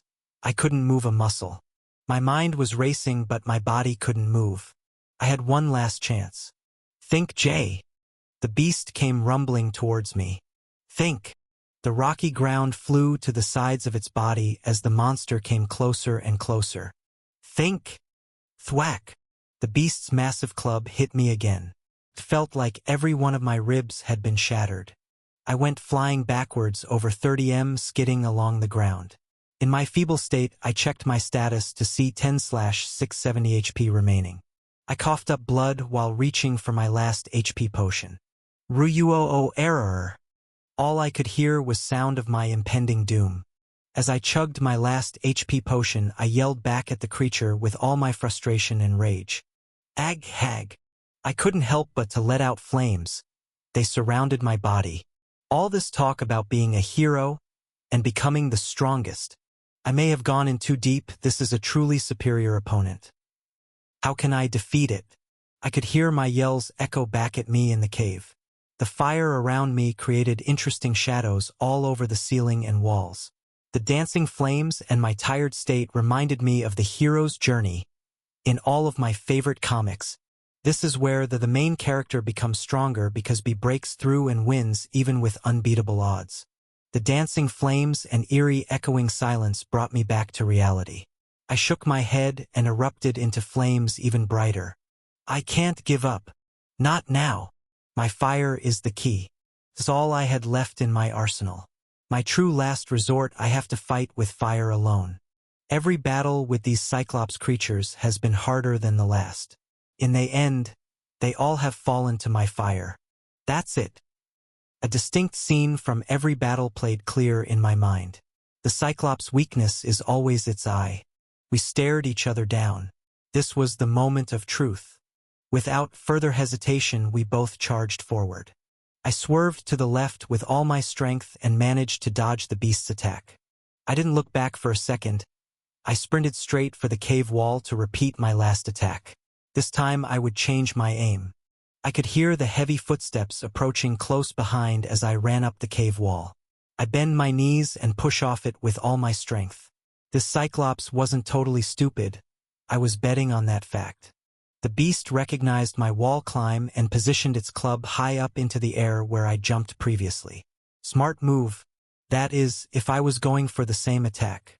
This time I aimed lower and burst into a bright ball of flames. I let out every bit of MP I was storing up. I jumped off the cave wall directly at the monster's face. I closed my eyes and imagined my sword. Felt like battle instinct. This is what I had to do. I have been fighting with that blade for as long as I can remember. I'm a swordsman after all. I need a sword. The flames around my body crawled towards my hands. They all concentrated together in my palms, creating a dark crimson fireball. I yelled out a battle cry as I opened my eyes and attacked. Take this! The fireball in my hands formed into the exact shape of my old sword. I flew towards the Cyclops' massive eye with my blade of fire, pierced through the soft tissue like butter. Roo-wower! An ear-shattering cry erupted throughout the cave. I let my sword explode, releasing a concentrated fire magic blast. It threw both me and the Cyclops back over 10 in each direction. I hit the cave wall with a loud thud. The Cyclops fell backwards, crying out in agony.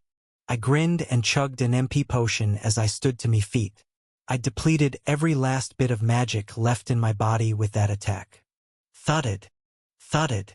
Thudded. The mutant rose to its feet and raised its massive club. There was a dark red fire burning from its eye. There was no way this beast could see a thing. I finally have an advantage. Plus, I found a new way to use my skill. Although this fire sword form uses up a lot of MP, it's very powerful. The beast roared and charged towards me. This is where I attacked from. It's only natural it thinks I'm here. I ran to my right as quickly as possible and avoided its club. The beast was roaring in pain, but was clearly nowhere near death's door. I need to do some more serious damage to take this thing out. I ran towards the opposite side of the cave. Hey! You! Over her! Come and get me! I waited about 30 meters to get a head start and yelled out to get its attention. Worked like a charm. The mutant followed after with an angry cry. I sprinted towards the opposite cave wall, occasionally letting out a yell to keep the monster on track. About 10 seconds later, I erupted into flames and scaled the cave wall again. It had fallen right into my trap. The beast kept running forward, swinging its club at the ground where it heard my voice. I did a picture-perfect maneuver to copy my previous successful attack. I jumped off the cave wall and focused all my fire into a dark red ball. Moments before impact, I formed a fiery sword and dove into the already flaming eye. I let my blade dive deeper this time, halfway into the mutant's head. With another explosion of fire, we were both thrown backwards again. Roo-wower! The cave shook from the murderous cry of the mutant. It was thrown on its back, and half of its head flew off to its right side. I was blown back against the cave wall again as well. I chugged another MP potion. Thudded. Thudded. Thudded. The Cyclops rose again. Its eye was melting in the heat of my fire and half of its head resting 10 beside it. How could this beast still be alive? It slowly stomped towards me. All its battle reflexes were on full autopilot now. This wasn't a battle anymore. This was a last-ditch attempt at survival. I nodded. This is it. You were my toughest opponent yet. I thank you for the battle. I ran up the wall and kicked off with a graceful leap. I used every last bit of MP left in my body to create a final sword. It sunk deep into what was left of the monster's head. With a final explosion, I was thrown back at the cave wall. Thud! The Cyclops fell to its back. I heard a familiar ringing and sighed with relief. Level up! Level up! Level up! Level up! Level up! Level up! Level up! Level up! I was about to open my status, but a glowing blue light hovering over the monster's corpse caught my eye. Use absorption. Skill. Body hardening. Special grade. Yes. No. I chose yes without hesitation as the beast quickly disappeared in front of me. Asterisk clink, asterisk clink. A large mana crystal and a small golden pendant in the shape of an eye attached to a loop of black string fell from its body. I picked them both up and placed the necklace around my neck. It magically tightened to fit. I grinned and opened my status. Status open. Name, J. Soch.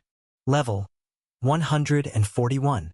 HP, 220/710. MP, 40/710. Strength, 339. Speed, 403. Agility, 421. Defense, 306, plus 122. Mental strength, 339, plus 68.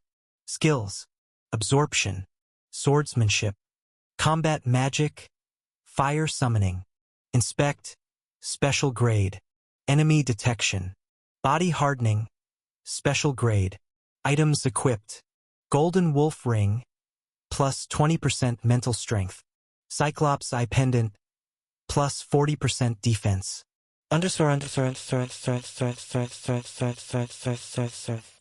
I grinned and stared at my new stats as the white transport light appeared.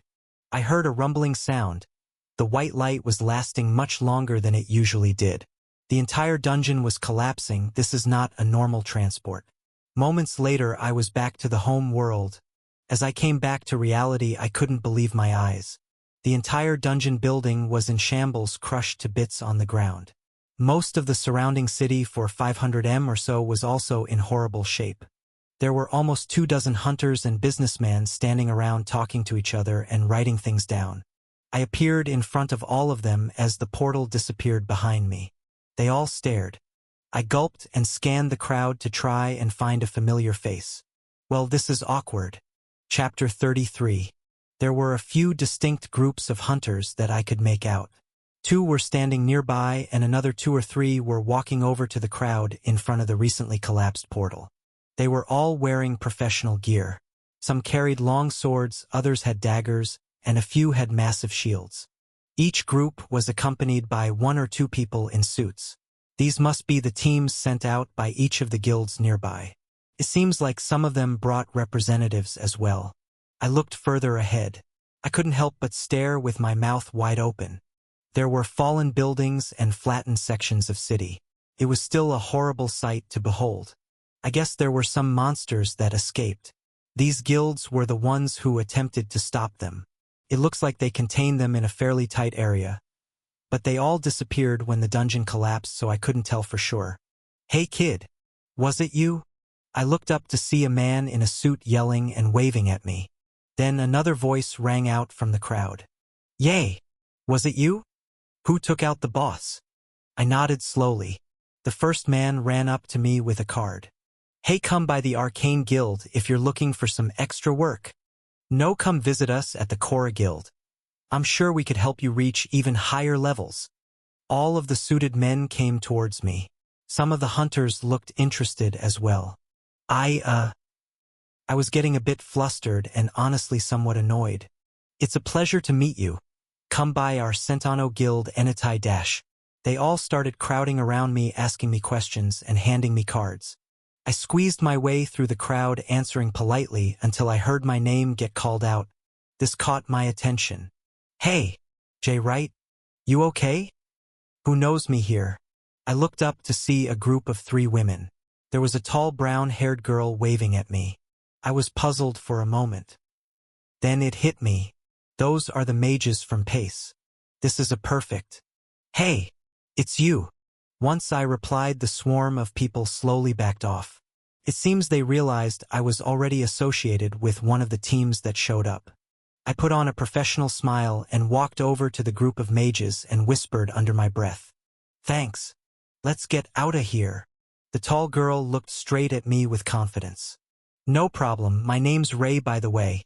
I didn't get to introduce myself yet. I've seen you around the guild every once in a while. Maria talks about sometimes too. Nice to officially meet you. Oh, you're one of the mages training Maria? Nice to meet you too. She nodded and smiled. Ray was wearing a lightweight combat outfit. It was a dark black color that contrasted her olive skin nicely. I've never stopped to actually look at her before. She is beautiful. Hello? One of the other mages started waving their hands close in front of my face. I must have been zoning out. Sorry. It was a hard fight. I'm a bit tired. They all giggled a bit and we walked off. I was pretty beat up from my fight, that wasn't a lie. We took the main road back into town. Once we got through the front doors, the team of mages brought me to a training room and let me recover in the resting area. I'd never seriously checked out these training rooms. My main focus has always been to dungeon dive and level up. They seem to be isolated rooms with mana conductors in the walls and flooring. It'd be pretty difficult to damage it, that's why guild members spar here. It's expensive magic tech. I'm pretty sure only guilds and government building can afford equipment like these. Maybe it would be worth my time to actually train in here and learn some new moves. I finished examining all their equipment and went to go rest on a soft mat near the resting zone. The second I got comfortable, I heard a few light knocks at the door. You're crazy, you know that? Jack walked through the door with a smile on his face while shaking his head slowly. I couldn't tell if he was disappointed or impressed. I sat up a bit to hear what he had to say. I have to thank you, though. The team I sent out just filled me in on the whole situation. Without you defeating that boss on your own, we would have had to deal with mutants rampaging through the city for another half an hour or so. It would have gotten pretty bad out there. I nodded and put my head back on the mat. I was exhausted. No prob, just doing my job. Here, catch. A thank you from the guild. He threw me 2 small bottles. They're D-class MP and HP potions. Drink up. I drank them and felt rejuvenated the instant they touched my lips. The muscle fatigue didn't fade though, I was still physically tired. Keep the item box too, plus whatever's inside. You earned it.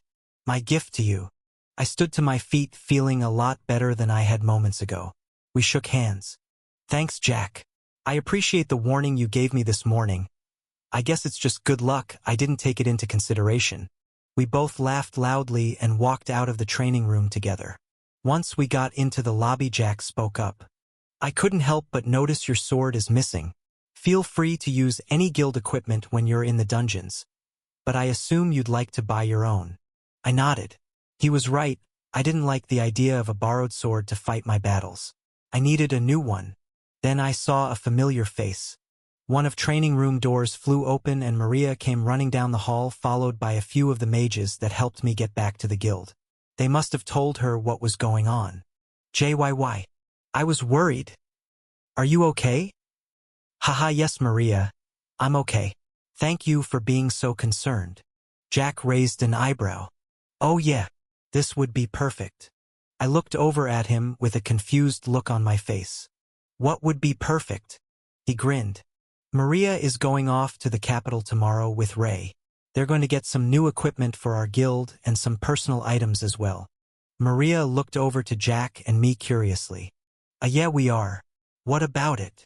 Why don't you bring Jay along? He needs a new sword after all. Maria's eyes lit up. You want to come to the capital with us tomorrow? It would be really fun. I was thrown off a bit by the sudden forced invitation. Seemed like a good idea, though. I need to take a breather. A day off shopping in the capital may not be such a bad idea. Sure, I'm in. She smiled. Awesome. It's settled. I'll see you here first thing tomorrow, Jay. Right when the sun comes up. Don't be late. I nodded in agreement. Perfect, see you then. Jack and I continued walking towards the front door. I was exhausted. Just by looking at me it was very clear. Jack opened the exit door. See ya. I have a few things I want to talk about, but they can wait for another time. Looks like you need some rest. Yes, thank you. I'll see ya. I walked home quickly. It was really only midday, but I needed a nap. This is the most battle-fatigued I've ever been. I felt horrible but oddly satisfied with today's results. I walked up my apartment steps about 10 minutes later. With a twist of the key I walked in and threw all my clothes on the floor. After a long hot shower I crawled into bed and fell into a blissful sleep. I drifted off into dreamland with a lot to think about. I wonder what the capital is like now. The last time I've been there was in my childhood. It'll be a peaceful day off. I hope. Chapter 34. I woke up very early the next morning. It wasn't even light out yet. I checked my clock. 4:30. Just great. With a sigh, I hopped out of bed and decided to go for a morning walk. I have the energy for it. Hopefully there's a store open for some food. I'm beyond starving. I grabbed a handful of bronze and almost half my silver. All the coins fit in my item box as I tied it around my waist. Then, reflexively, I tried to grab my sword. Ah, that's right. It's gone. Walking out through the front door felt off without my sword. It made me feel pretty vulnerable. That'll all be fixed today, though. I took a stroll down the center of town towards the village market. Most of the lights were out. People should be asleep around this time, it makes sense. I went to a less residential area in search for a bite to eat. Finally, I found a 24/7 corner shop. This'll do. I went inside and purchased a big bottle of water along with a bacon, egg, and cheese bagel. A breakfast of champions. As my walk continued, I made my way towards a park area as the sun began to rise. I couldn't help thinking about my adventure yesterday. Was it catastrophically idiotic? Or was this the type of thing I had to do to get stronger? I wouldn't have unlocked the new capabilities of my fire magic without that fight. Plus, my combat experience has gone through the roof. I'm much more confident fighting stronger monsters now. I also obtained a very valuable new magical item. My defense stat is finally not a major weakness. It'll be fun to test that out. Best of all, I absorbed a new skill. Body hardening. It's a special grade skill as well. A rare class of skill like my inspect skill. Not many people have this type of body hardening. It will be very beneficial. I've definitely become stronger. I need to be more strategic about my battles in the future. I need to level up a lot more, but I also have to start farming valuable skills as well. The sun started to rise and I decided to make my way over to the Pace Guild. Morning, Jay. You're up early. The tall blonde woman greeted me in the lobby. Does she never sleep? They must work her like a horse. You are too. Anyone here yet? I'm meeting Maria and Ray today. She shook her head. I nodded and continued walking forward. All right. When they come by, tell them I'm in the training room. I walked back into the white-walled training room. I was too tired yesterday to get a good look at everything in here. I felt the walls and the flooring with my fingers. They were smooth to the touch and I could hear a light hum when I put my ear next to it. Odd. It must be some kind of magic barrier. I've read about advanced magic training tech in some news articles but hadn't paid it much mind. I never thought I'd be able to use it myself. About 30 more minutes passed as I sifted through old swords and shields. Nothing else too special in here. Most of the gear is pretty messed up. I guess that's why they're sending Ray off to restock. Asterisk knock, asterisk knock, asterisk knock. Jay, ready to go to the capital today? Maria came running in the room with a smile on her face. Yeah, I haven't been since I was really young. It should be cool. Moments later, Ray walked in. She was much taller and proportionately built than I recollected from yesterday's meeting. Her dark brown hair fell down to her waist and she stood around 180 centimeters. It was kind of intimidating. She was basically my height. Ready to go? The train to the capital leaves in 30. Maria and I nodded and followed her out of the guild towards the train station. Hey? Ooh hey. You're a C-class hunter, right? Yeah. How long have you been with Pace Guild? It's been about 4 years now. I've been with them ever since I graduated college. Okay. I was just curious. She nodded. What about you? Jack seems to have grown a liking to you. I looked at your file, but he hasn't written down much of anything. What's your deal? Why'd you join Pace? I'm just here to get stronger. Jack is letting me use the Pace dungeons in exchange for the resources I gather. She nodded but held eye contact with me for a little too long. All right, if that's it for now, I won't pry. We made it to the train station and waited by the platform. Screech. A train arrived and we all got in through the closest door. Ray motioned us to follow her when we got inside. This way. Pace has a private area. This ride will take 2 hours or so. It'll be much more comfortable there.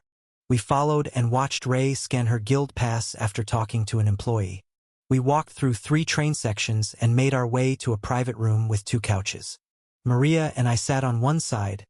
Ray sat on the other with her legs crossed.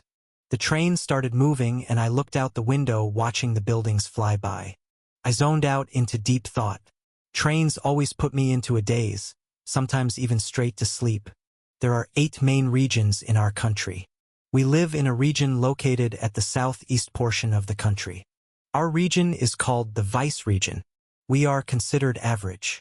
There's nothing too special about us. We have a great economy and a medium-sized guild system. Most smaller towns and cities have their own smaller guilds and populations that trickle down from the capital's booming economy. Our direct trade partners are located in the southern center part of the country. This region is called the Bedrock region. We work well together because we are similar in economic and military power. Overall, we are both still in the bottom 4 regions of our country. Although all 8 regions in our country work together to build a strong nation, there is still friendly competition between us. Today, we will be venturing into Vice City, the capital of the Vice region. I'm excited to see what kind of gear and facilities they have here. While watching the sun fully rise and the buildings get bigger and bigger the closer we came to the capital, our train eventually made it to the station. Screech. Last stop. Vice City. We have arrived at the capital. I heard the announcement come through some kind of loudspeaker in our train car. I shook my heart and started to get up, but my right shoulder felt heavy. To my surprise, Maria had fallen asleep on me. I guess it was a pretty long ride, and rather early in the morning. Hey, time to wake up, we're here. I poked her and chuckled a little bit. Ray had already gotten up. She watched with an amused look on her face.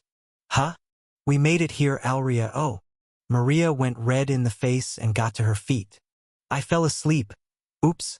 We're here already. I just smiled. I didn't even notice. I wonder how long she was sleeping for. Haha, it's fine. We're here, let's check this place out. Time for some shopping. We all nodded in agreement and stepped out of the train. I stood there in awe on the platform outside. This is nothing like the village market. A huge trading center was right in front of the station. There were tall silver buildings as far as the eye could see. At their bases were all kinds of white-walled shops and neon signs. Bikes and cars were everywhere, moving in all directions. Many hunters were buying and selling large mana crystals and handling weapons in the streets. I could see groups of businessmen in suits going up to the higher floors in the skyscrapers as well as talking to hunters on the streets. It was pretty overstimulating for me. I couldn't keep track of everything in front of me. I just stared in disbelief. Maria was the same. She was taking in the view of the busy city with wide open eyes.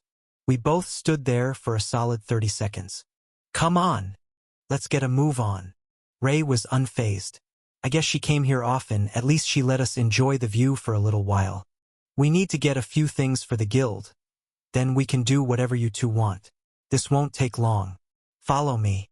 All three of us walked into the busy town center together. Chapter 35. The main road was filled with Independent Street vendors. We walked for about 10 minutes in the direction of the city center. It became very clear to me that most of the shops around the train station were mostly for tourists and small-time hunters. It was filled with scammers and con men. What can you really expect? Business is business.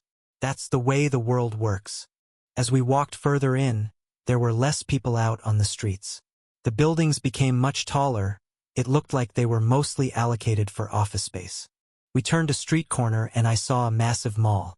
There were escalators that connected at least 10 floors of shopping areas. The floors were a smooth white color and the walls connecting each new floor were made of a thick clear glass. The curved silver steel beams that held everything together were incorporated into the building design. It looked very futuristic. We took an escalator up to the 6th floor. Maria and I were fascinated by the scenery. The shops sold mana crystals, swords, armor, shields, and much more. People here were a lot more civilized and dressed much nicer than the town market. This must be the designer district. Higher class items are sold here. Makes sense. As we arrived to the 6th floor, Ray motioned for us to get off the moving stairs and to follow her. We walked along a balcony with a clear glass barrier. There was an open hole in the center of the mall. It was donut-shaped. Looking up, there was a blue sky. Looking downwards, we could see the bottom floor. It's an incredible building. We kept walking along the balcony until a large storefront came into view. It seemed to be a separate shopping area closed off by a white wall. I couldn't see inside. Ray talked to a security guard outside and showed him a card. The guard nodded and opened the door. We walked in. It was a large shopping center with organized gear on each wall and display tables. Ray spoke up. All right. Give me about 30 minutes. I'm going to stock up on gear for the guild. Maria and I nodded. I overheard a few employees and some of Ray's previous conversation. This seems to be a high-end magical item store, but its customer base is exclusively bulk buyers from guilds. They must offer good deals. Maria and I wandered around the store looking at all the equipment. There were display tables full of potions and interesting-looking stones and items. I saw a wall completely covered in glistening silver swords. There was even an accessory table that had all kinds of rings, bracelets, and necklaces with a variety of attributes. There is nothing like this back home. The capital is amazing. Maria's was mesmerized as well. It all seemed to be high-grade E and D-class gear. There wasn't much here that was mind-blowing. It was just the fact that there was so much of it in one place. I assume there are other shops with higher-grade gear, but it wouldn't be worth the guild's money to buy those in bulk. All right, that didn't take too long, did it? Ray came over to us while tightening a large leather pouch around her waist. I raised an eyebrow. That's an item box, right? It looks a lot bigger than mine. How much can it carry? She grinned. You're right. It's a lower grade C-class item box. Holds up to 100 items. I filled it to the brim. We have enough swords and potions to last a few months. I nodded. Wow. Good to know. Maria interrupted. Hey, now that we got the guild's shopping out of the way, where can we go to that shop? I want to get that sword you told me about. It's here, right? He nodded. I looked to Maria with a bit of confusion. A sword? You're able to handle a sword now? I remember the last time you tried to carry mine. The floor nearly broke. Maria went a bit red in the face. I can actually. Ray said there are lightweight swords here. They will be perfect with my ice magic. Oh yeah? A special sword shop? Let's go check it out. I need to find something new as well. He interjected. Okay. Follow me, it's on the 8th floor. We followed. After 2 escalator rides that took about 5 minutes, we made it to floor 8. There were quite a few people on this floor. All the shops were open to the public and many items were out on display. We walked over to a shop with tall glass doors and were greeted by a woman in a suit and tie. An odd sight, but it wasn't too out of place here, I guess. Welcome to Apollo's sword shop. May I see your hunter's licenses? We handed her our cards, and she escorted us to a counter with dozens of silver swords behind it. We have an ED and AC class here. Get them what they need. She spoke to a man behind the counter wearing a suit identical to hers. His eyes perked up. Who needs a sword? What can I do for you? Maria and I both raised a hand. I spoke up. Both of us, but take care of her first. I'll look around the shop. He nodded and started asking Maria a ton of questions. I zoned out of the conversation and started eyeing a few swords in the nearby display cases. I needed a good replacement sword, but I don't have the money to get anything too crazy. I reached in my item box and counted what I had. The total was 43 silver. I left a good amount at home. I didn't want to blow my whole savings. This can get me a good sword. I remembered back to the auction. I can probably get something with a 100 to 150 strength stat. That's all I'm looking for. It'll be a good upgrade from my last sword, but it's better that I don't get too attached to my weapons. They do break. There were clear markings on the walls showing what the range of stats on different items in display cases held. I could tell there were private rooms in the back too. That must be where their VIP customers make expensive deals. Interesting. I came upon a D-rank long sword display case. A shining silver sword with a black handle caught my eye. A younger man caught me eyeing it. Hey, my name's Marco. That's a nice sword you're looking at. It has a 125 strength boost. I can sell it to you for 30 silver. Can I hold it? Yeah, sure. Just know, if you break it, you buy it. I chucked. Yeah. The man handed me the sword off the wall and I gave it a good feel. It was heavier than my last sword, but I could instantly feel the strength upgrade surging through me. This sword has some strong magic. I like it. Give me it for 25. It's a decent sword. The man grinned. He knew I was hooked. Ah, so you're the bartering type. You from out of town or what? Yeah, came in this morning. It's my first time in the city. Well, at least first time in a while. So, 25. The man shook his head. 28. I can bring it down 2 sliver, that's it. Come on, I need it closer to 25. How about 26? That's all I have on me. I need to get lunch later, you know. Clearly a lie, but that's how you barter. He knows it too. 27. That's the lowest I can go. With a sword like this, you can kill your own lunch. Fine. 27, but I want a nice sheath with it too. Black to match the handle. Deal. Great. We shook on it and the man went over to a nearby display case to find a sheath. I counted out 27 silver and had it out on the table before he got back. We completed the deal just like that. I nodded to the man again and put my new sword on my back. That was easy, didn't need to search around too much. I got what I needed. I walked back over to where I left Maria.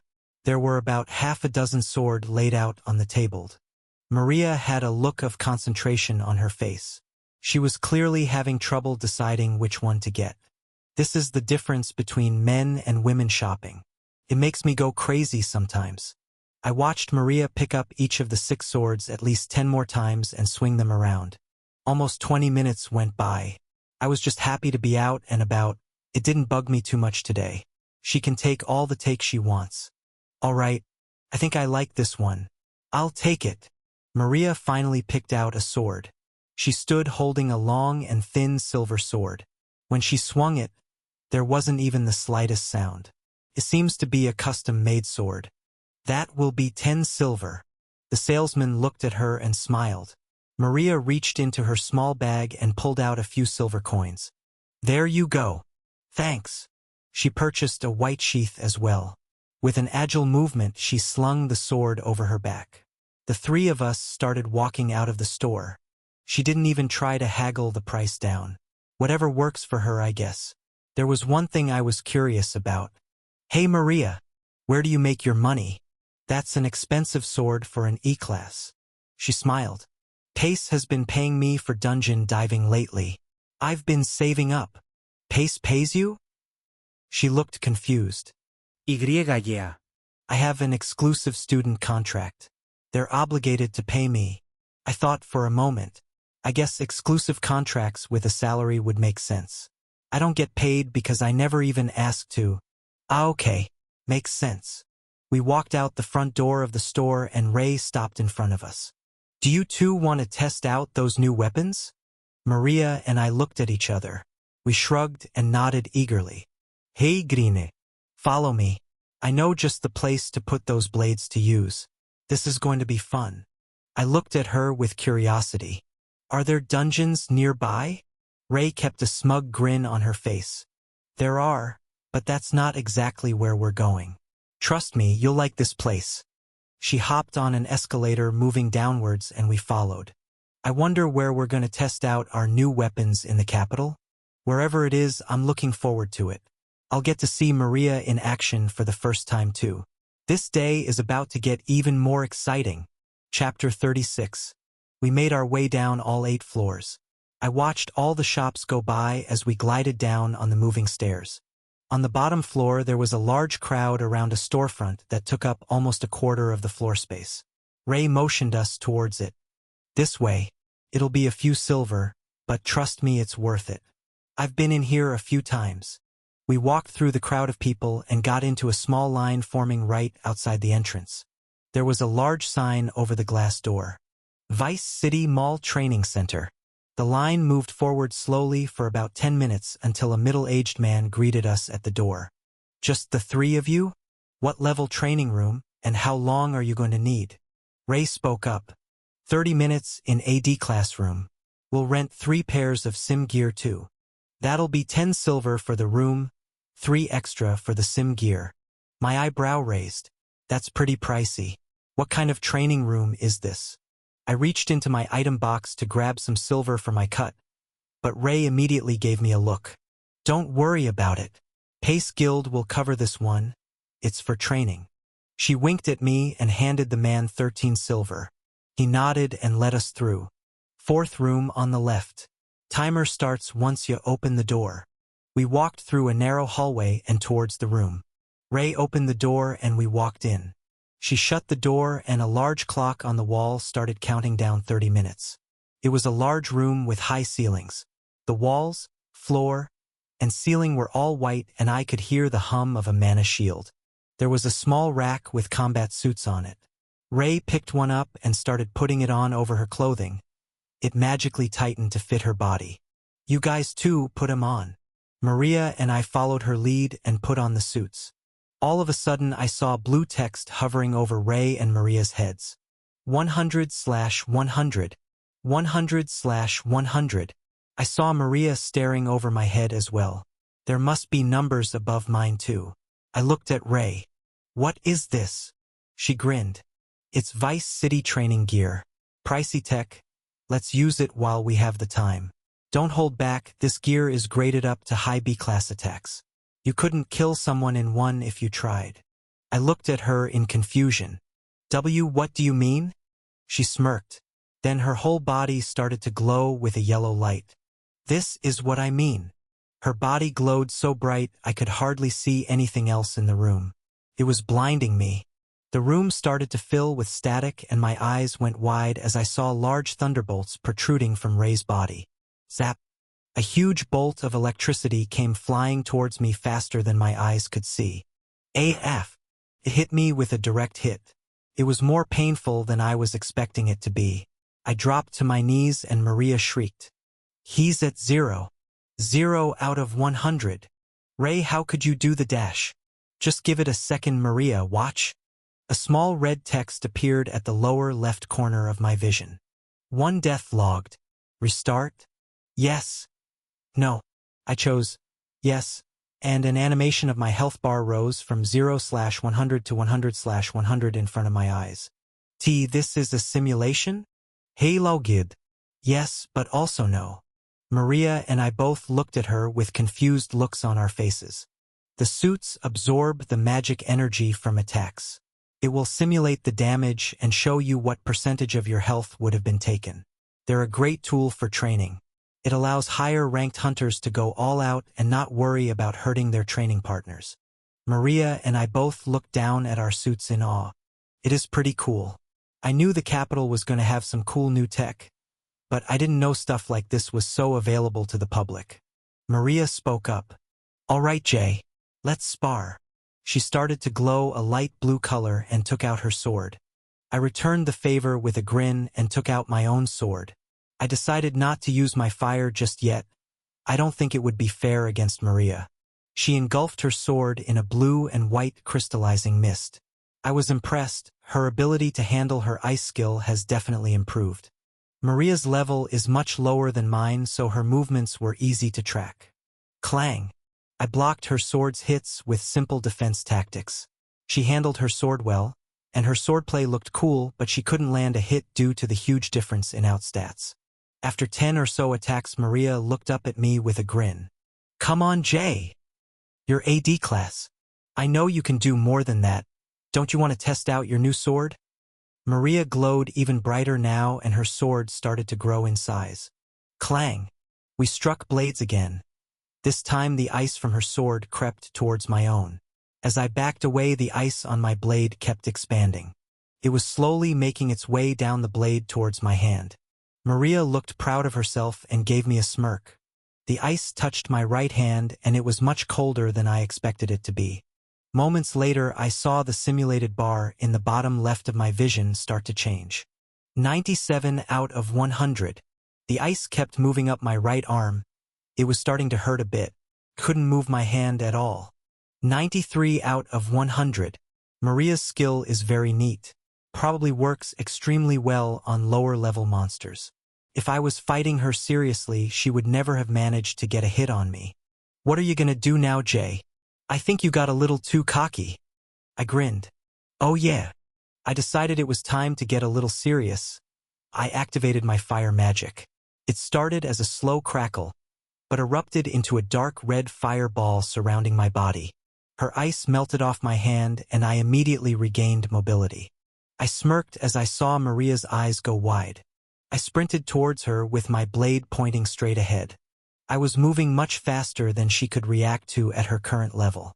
Moments later, I ran behind her and started to swing my sword. I stopped my flaming blade millimeters from her neck. I think it's you that got a little too cocky. I could see Ray in the corner of my vision. She watched us with her arms crossed. She was just enjoying the show. Maria finally spoke up. Why, you win. You're right. I took my blade away from her and we both stood at ease. I think we're all at differing skill levels. It'd be hard to train with each other. Ray walked over to us. You're right. I just wanted to try on this gear again. We can't do much actual training in here. It's more for the experience. I just thou dash. Maria interrupted her abruptly. Hey Jay, you never told me you had a magic skill too? I thought you were just a swordsman. When were you going to tell me? Ha! I laughed. Well, you know now. I guess so. Maria pouted and puffed out her cheeks. I could tell she wasn't actually mad. Ray chimed in. I knew it was the only thing written in your file. I was curious if you were going to show us or not. I gave Ray a side eye, but in a friendly way. Let's make use of our time in here. We only have 20 minutes left. Let's 2v1. Maria and me versus you. Hey Grine. Sure, you asked for it. Maria smiled. She liked the idea. Zap. Ag. 0 out of 100. 2 deaths logged. Restart? Yes. No. I chose yes and got to my feet. Okay. Go a little easy on us. We're trying to have some fun here. Maria nodded as she stood up as well. Ya come on. Ray just nodded in agreement. She was enjoying this a little too much. We spent the next 20 minutes getting zapped to death over and over, not landing a single hit on Ray. 16 deaths logged. Restart? Yes. No. Yes. We got to test out our new gear, and simulated deaths weren't as bad as they sound. I heard a loud beeping sound and looked up to see where it was coming from. Midnight. The clock on the wall had counted down to 0 and the door swung open. Our time was up. We took our sim suits off and walked out the door with smiles across all of our faces. I turned to Ray. That was actually really fun. I'm glad you brought us in there, despite fake killing me 16 times. She laughed. No problem. I'm glad you liked it. How about you, Maria? She nodded. Yeah. It was a bit scary at first, but I liked it. We walked out of the storefront and Ray thanked the guard that let us in. We stood in the center of the mall. I looked up through the structure straight at the sky and watched the white clouds pass by for a while. Gurgly. My stomach made a loud sound. All that dying made me hungry. Maria giggled and Ray smiled while pointing towards the direction we came from. There are some really good food shops by the main trading center next to the train station. Let's go check it out. I'm pretty hungry too. We all nodded in agreement and started walking off towards the main market area. Ray took us off in a direction we hadn't walked through before. The smell of spices filled my nose. As we walked deeper into the food vendor portion of the market, I saw hundreds of booths and thousands of people eating all kinds of food. It was filled with every type of food I could imagine. The aromas were hypnotizing. Ray led the way, I followed. I know a really good place, we're almost there. Moments later, we approached a small restaurant and were seated almost immediately. The three of us sat around a circular table with a fire in the center part. The smell of meats and spices filled the air. A waitress came by and we ordered almost half the menu to share. It all looked so good. Less than 10 minutes later, our food started coming. The restaurant brought out many types of exotic meats and let us cook it ourselves on the grill area in front of us. There were all types of appetizers and side dishes available too. Bowls of soup, noodle dishes, all kinds of bread, exotic fruits and vegetables, and dishes I couldn't even name. We dug in. It was the best meal I've had in a long time. Maybe the best meal I've ever had. After 20 minutes went by and the initial dopamine rush died down, I started to settle back into reality. For a moment, it was just me and my food. Ray spoke up. I knew you would like this place. I come by every time I'm in the capital. Maria and I both nodded with our mouths full. When we're done and take the time to digest, maybe we can check out some of the capital's public dungeons. I raised an eyebrow. Are there a lot of dungeons around here? Hayesmead. More than you could imagine. The more populated a city is, the more often dungeons spawns. The capital is covered with them. Let's do it. I'd love to check them out. Cool. We'll check some out later today. I nodded and went back to searing a large piece of meat. My mind started wandering though. It's odd that more dungeons spawn where there are large populations of people. I wonder why that is. I'll find out sooner or later.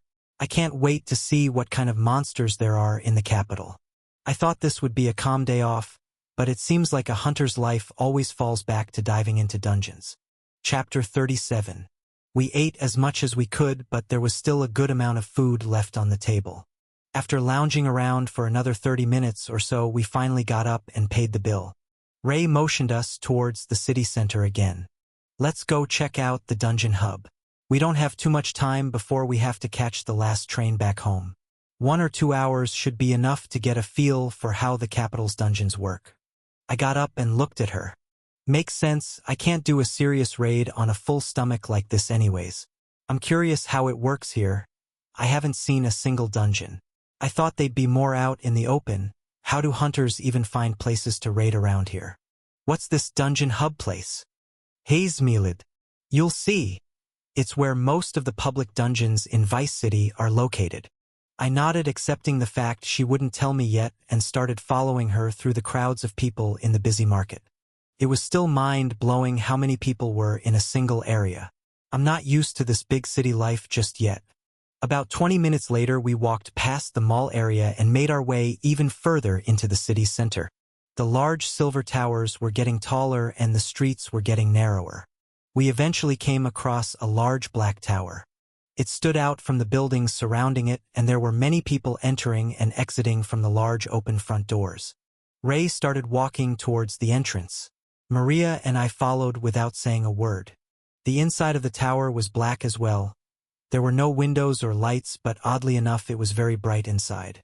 I could see perfectly. There were 4 sets of escalators in front of us that lead down to a lower level. I assumed the tower went up at first, but I guess there's more underground.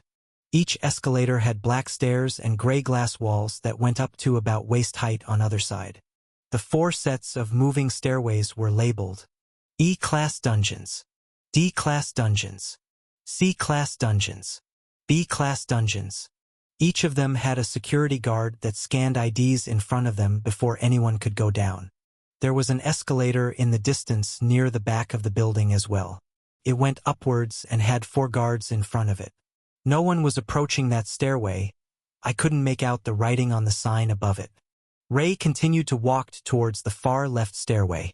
All right, let's take the E-class escalator so we can all check it out. Maria and I nodded. This is what I was thinking too. The crowds of people were mostly all going to the same place as us. Over 75% were headed down to the E-class dungeons. 20% were scanning their IDs to enter the D-class dungeons. The remaining 5% were headed towards the C-class dungeons. I didn't see a single person go down the B-class escalator.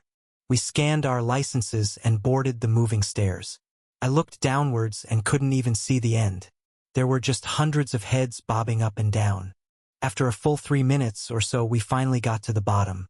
We must have gone 100 underground. I couldn't believe my eyes at first. So this is the Vice City Dungeon Hub. I grinned. There was a wide open area that looked like a stretched out subway system. I could see a large digital sign that had dozens of dungeon names with estimates on how long it would take to get to each of them. Another large sign had a map of Vice City with exact locations pinpointing each dungeon entrance. Shreech! On either side of the large platform area, a train took hunters to and from all of the E-class dungeons in Vice City. It's a pretty well thought out system. I'm impressed. At the center of the platform, there were a couple hunters buying and selling E-class gear and mana crystals. They were also pairing up and getting into groups to go raid dungeons. There were all kinds of people down here. I was in awe. We all walked over to the giant map and Ray pointed to a spot on it. We're right here. These 2 trains will only bring us to E-class dungeons. You need to scan for clearance to get onto the D, C, and B-class trains. Pretty cool, right? Maria and I nodded with excitement. Yeah, I never knew the capital was this advanced. There's so many dungeons. I could level up so much faster here. Red laughed. Yeah, city folk tend to level up a bit faster. They also tend to die more often. Close to 30% of hunters get seriously injured or killed within the first 5 years of hunting here in the city. It's a dangerous game. I nodded. HP potions are usually enough to heal any hunter's wounds, but there are some cases where they don't work. If a hunter loses a limb or gets an injury that couldn't naturally heal over time, most HP potions can't heal them. It would take a class healing magic or potions to work those miracles. The average person could never afford it. A serious injury is sometimes worse than death for hunters these days. You're right. Risk versus reward. I would still like to give some of these dungeons a try. There's so much potential in this city. Ray grinned. It seems you've really been enjoying your time here in the city. Maybe you should stay a while. I'm sure the guild won't mind. Really? Maybe I will. Maria popped into our conversation. Hey, let's go here. She pointed to a dot on the map. It was labeled Ogre Dungeon Medium. Ray nodded. That'll be perfect. It's a medium-grade dungeon. That just means it's in the middle range of difficulty for E-class hunters. A perfect one to give your new gear some actual experience out in the field. Maria nodded. Scree. A train pulled up the moment Ray stopped talking. She pointed to it. That's our train. We boarded and held on to the handles above our heads. The train was packed. It stared to move, and I looked out the window to see the blank cement walls moving by. It was oddly calming. About 10 minutes later, we arrived. There were 2 escalators. One of them brought us up to the surface into a room with no doors. The other was for when we wanted to go back down to the train. There was just a glowing blue portal at the back of this room. We could either go into the dungeon or back to the train. There was no way to access this room without using the dungeon hub system. We all nodded at each other and jumped through. I could see mountains and large trees all around me. It felt and looked like a pretty standard forest dungeon. I stepped back to let Maria do the fighting. I won't be able to get any experience in an E-class dungeon anyways. We walked for about 10 minutes before finally coming across a monster. It stood at about 2.5 m tall with light green skin. The beast smelled horrible and only wore a small piece of cloth around its waist. carried a large axe and stared us down. It's a standard E-class monster. I got this, guys. Maria began to glow blue and charged towards the orch. She was clearly faster than it. Gruerer. The beast let out a roar and swung at her, but it was way too slow to get anywhere near Maria. She got behind the ogre and I saw the light blue mist glow bright from behind the beast. Shinning. Moments later the monster stopped moving. Maria came running out from behind it. I couldn't quite see the whole attack, but it seems like she landed a clean hit on its back.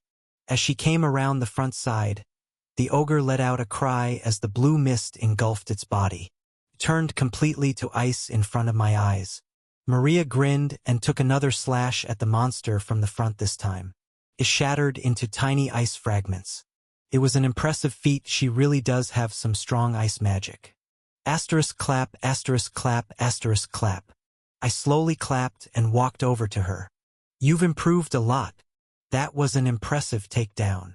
Maria blushed and smiled. Thanks. These ogres aren't too hard for me anyways. I am level 63 now. I raised an eyebrow. You're level 63? Moving up in the world, I see. You'll catch up to me soon at this rate. We both laughed.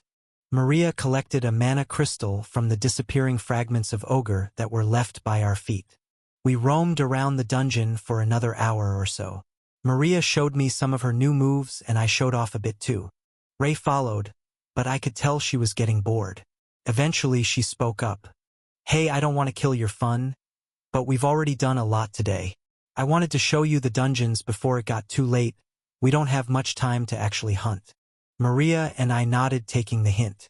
We have to catch the train back soon or we'll be stuck in Vice City tonight. We made our way back to the exit and took the train back to the main dungeon hub. It was short but sweet. I'm glad we got to check it out. Thanks for taking us out today, Ray. I appreciate you showing us around. She nodded. My pleasure.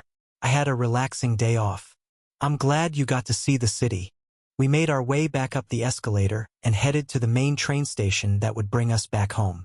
Hey, if I wanted to stay in the city for a little while, where could I go? Is there a hotel or something you know of? Ray grinned. So the city really has you hooked? Well, I just think it'd be a waste to leave now. There's so many dungeons here. I'd like to stay for a few days and really check this place out. It may seem spontaneous, but I think it's the right move. Maria looked up at me. I think that's a great idea. You don't have school or anything holding you back right now. Stay in the city. Maria's immediate support made me happy. Ray nodded and pointed. If you head in that direction for about 1 kilometer, you'll get to a more residential area. There are many hotels you can stay in. I nodded. Thanks. Ray nodded back. No problem. Sometime in the city will make you much stronger. Maybe we can spar for real when you come back. Haha, I'd hope so. Let Jack know I'll be back in a week or 2 max.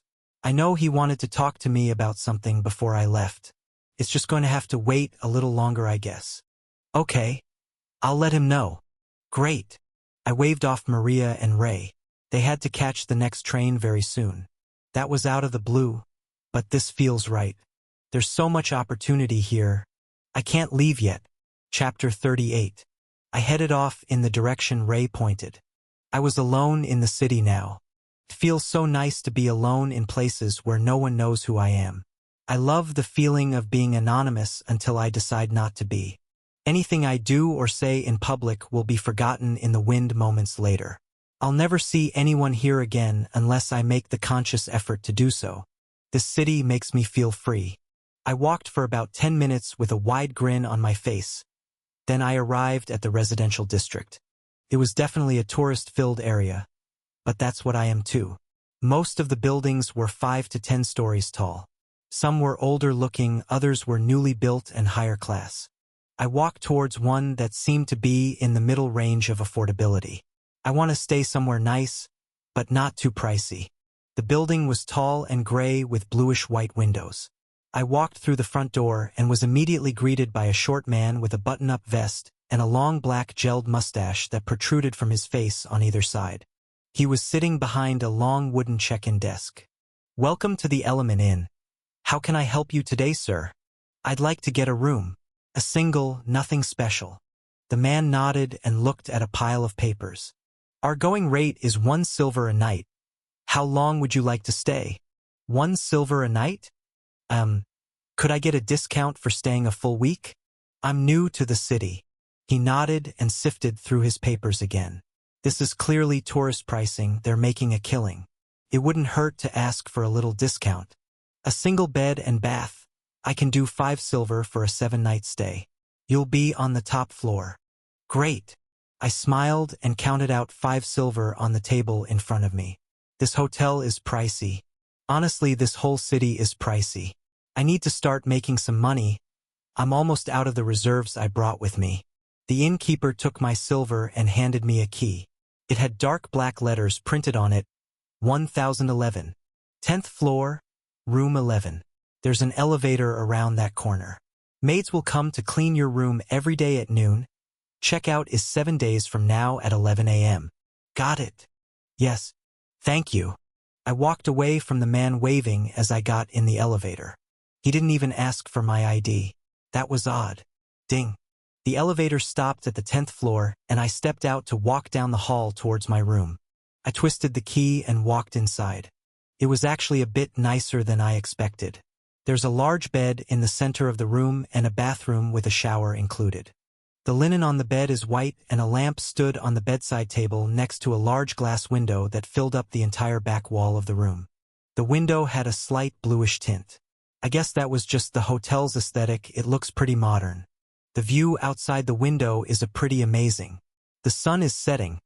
I can see all the neon signs and outlines of people walking around in the residential district. Off in the distance, I can see the train station and the huge market center. Every direction I looked is eventually blocked by massive silver skyscrapers in all directions, but overall it's a really nice view. I placed my new sword up against the wall and undressed to get in a nice hot shower. The water pressure at this inn was amazing. The hot water never ended. I haven't felt this relaxed in a while. Afterwards, I flopped into bed and watched the sun set completely behind the city's skyline. What a day. As I fell into a peaceful sleep, I thought about a few things. Tomorrow I'm going to start slow. A medium-grade D-class dungeon will be a perfect warm-up for this week. I need to find a good merchant at the market to start buying and selling mana crystals and potions too. Once I get the hang of things here, I have 3 main goals. The first and most urgent goal is to start making money. I'm sure it won't be too hard to farm loot. The second goal is to level up. I had a nice day off today, but I feel stagnant when I'm not getting stronger. Lastly, I need to start farming skills. I finally have the option to dive into many dungeons all in the same place. This is where my absorption skill will start to show its true potential. After a nice long rest, I woke up to the rising sun. I was out the door and ready for an exciting day minutes later. My first stop was the market.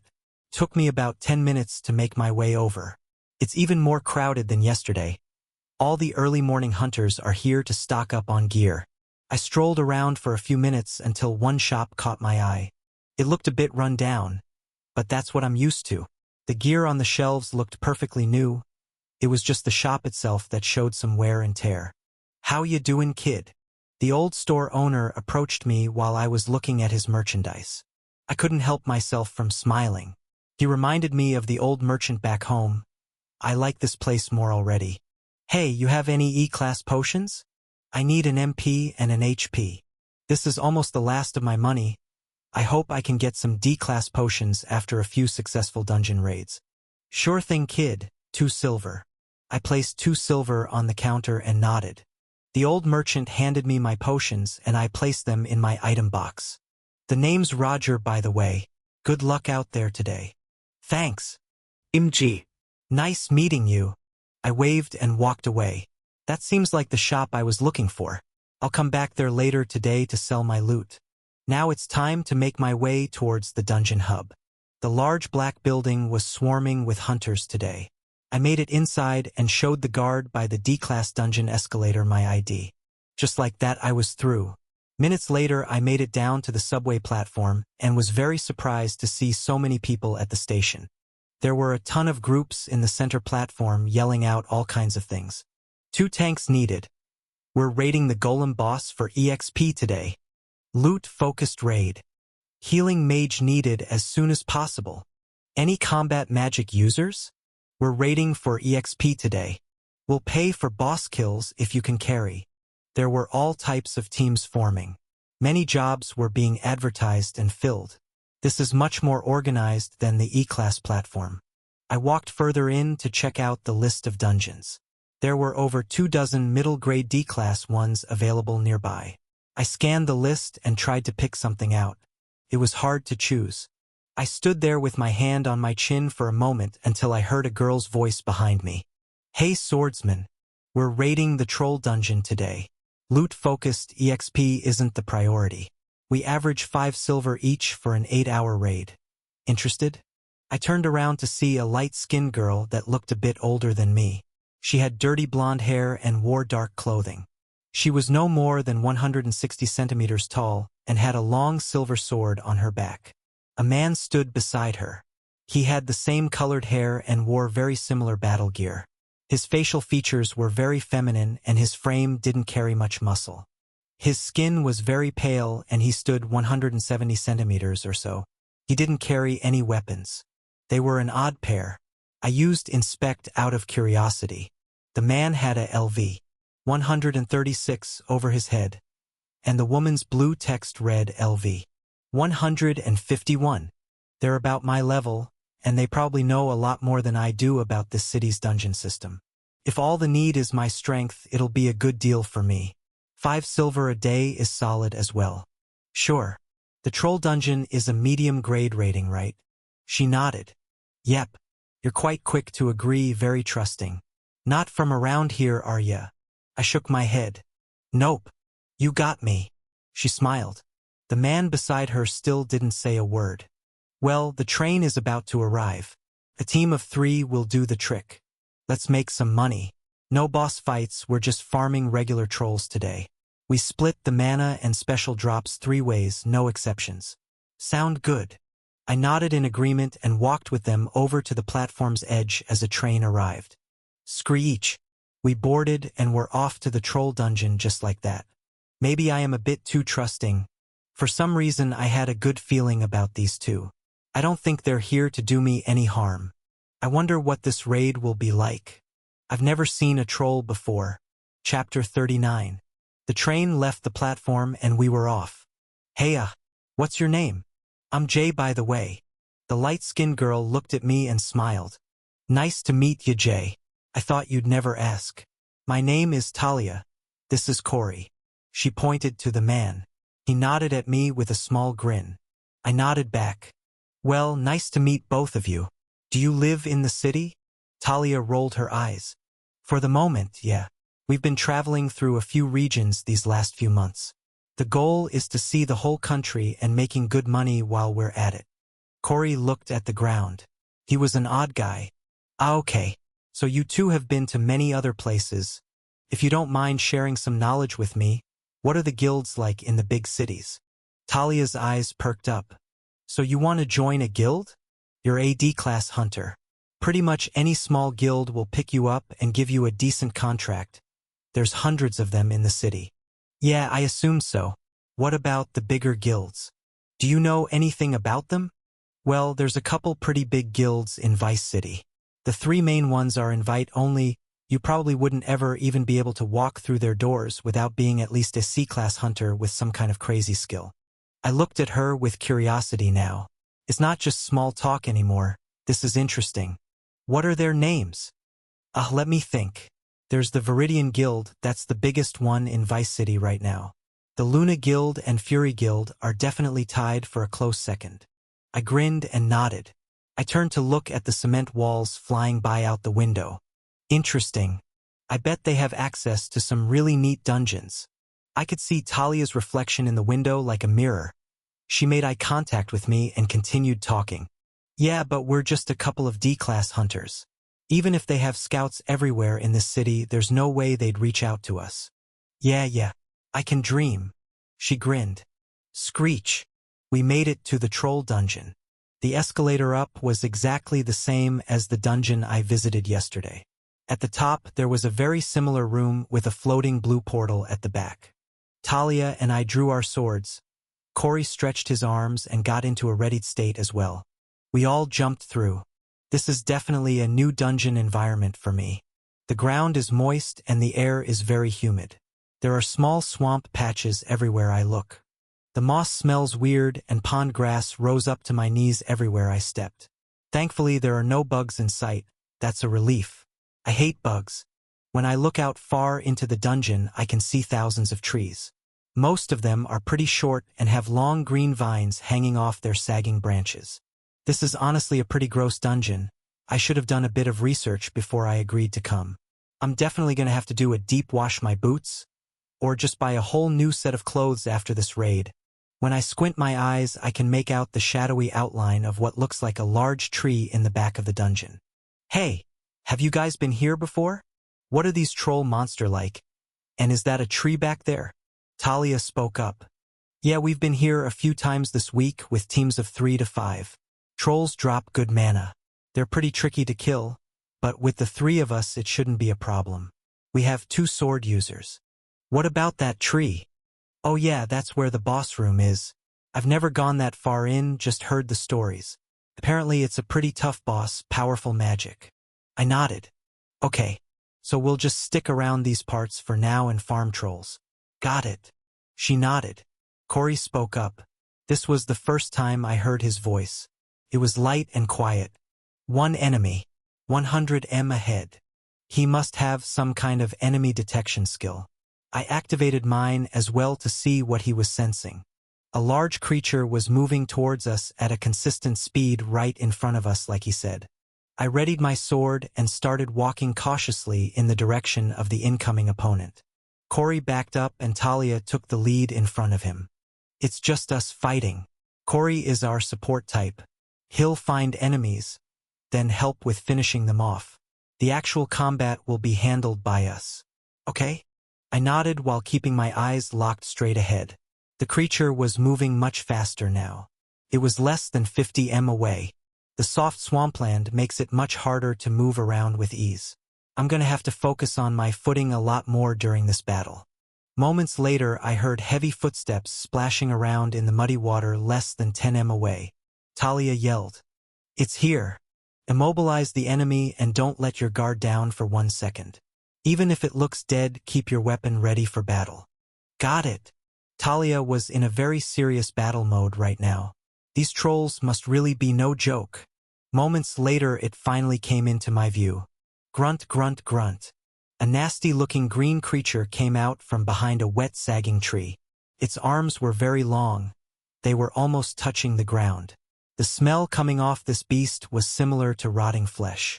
It had a wide nose and its bottom teeth grew out like small tusks. The monster stood around 3 m tall. Each of its fingers had long claws that looked as sharp as knives. It was a menacing creature, but I've faced much scarier-looking opponents before. I used Inspect to see what I was really dealing with here. LV 148. This monster is a few levels higher than me, but I'm sure with Talia's help it won't be too difficult to defeat. Alright, it's game time, Jay. Let's do this. We both stood in front of the disgusting creature as it charged forward. Cruoroar. The troll made a shrieking sound as it started to swing its arms and charged towards us. It had a very irregular and awkward movement style. This worked in its favor, I guess. It was harder to tell which way it'd swing its arms at any given moment. The troll was quick, but I was definitely quicker. It looked strong, but just by the way it moved I could tell I was much stronger as well. How could this thing be a higher level than me? This seems way too easy. I outran the monster and made a quick dodge to its right. Its clawed hand flew past me as I maneuvered myself behind it. This creature isn't the smartest tool in the shed either. Talia dodged to the left and the beast started eyeing her. It made an odd jerking motion and started sprinting towards her and away from me. Talia could definitely handle this mindless beast herself, but I wanted to show her that I can pull my own weight. First impressions are everything. I readied my sword and followed the monster as it hobbled away. I planted my right leg on a hard bit of ground, making sure not to get stuck in the mud, and jumped forward straight at the troll's backside. Shinning. Thudded. I landed a picture-perfect slash directly to the back of the monster's neck. Its head came clean off and landed in a patch of moss. I stared down at its disgusting head, and its body fell into a shallow swamp behind me. I looked over to Talia with a satisfied smile on my face. Well, that was easy. Clean hit, right? For some reason, she didn't look happy for me. I spoke up and tried to lighten the mood. Come on. You're upset I took the first kill or something? She still didn't even crack a smile. Talia just stood there, holding her sword straight ahead, looking off in the distance behind me. Stay alert, Jay. I told you. Don't underestimate these things. I stared back at her with a confused look. Then I heard movements of another troll. They must travel in pairs. Or even groups. Is this what Talia meant? I turned around and my eyes went wide. This is not what I was expecting at all. The body of a troll was climbing out of the shallow swamp. Yes, just the body. I gripped my sword tightly and stared at the abomination before my eyes. The troll I had just killed seemingly came back to life, and it's ready to fight me again. Chapter 40. Trolls can regenerate. Just cutting off their heads isn't going to kill them.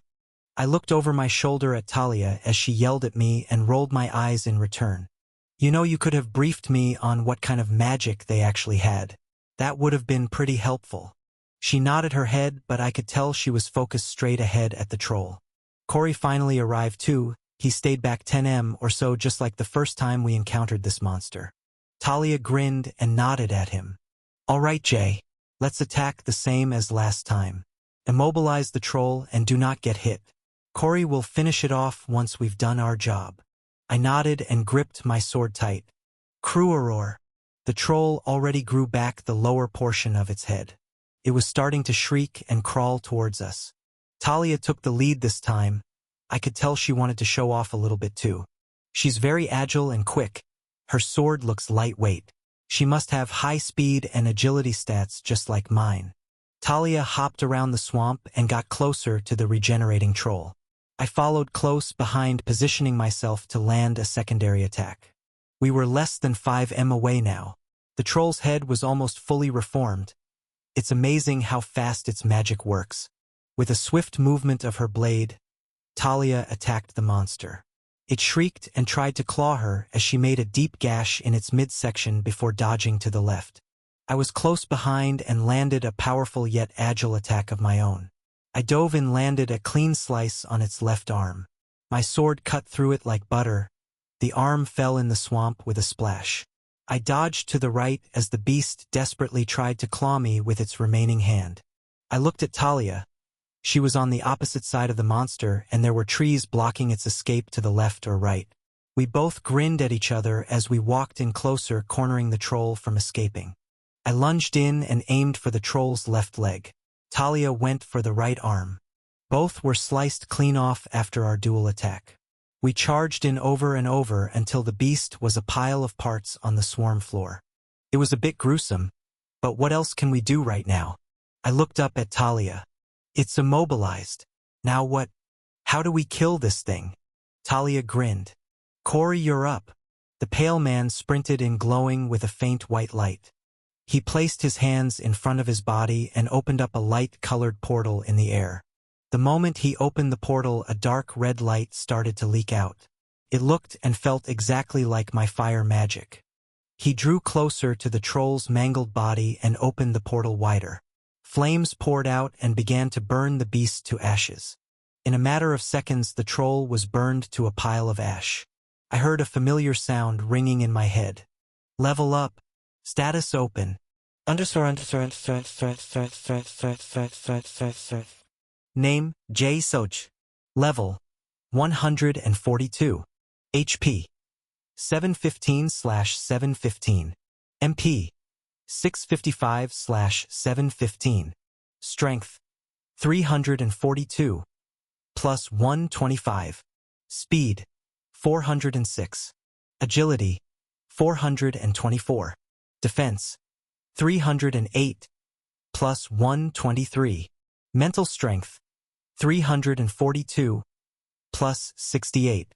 Skills: absorption, swordsmanship, combat magic, fire summoning, inspect, special grade, enemy detection, body hardening, special grade, items equipped, golden wolf ring, plus 20% mental strength, cyclops eye pendant, plus 40% defense, stainless steel sword, plus 125 strength.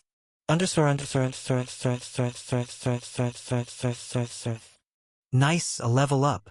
I turned to Corey and Talia. Anything else you two want to tell me?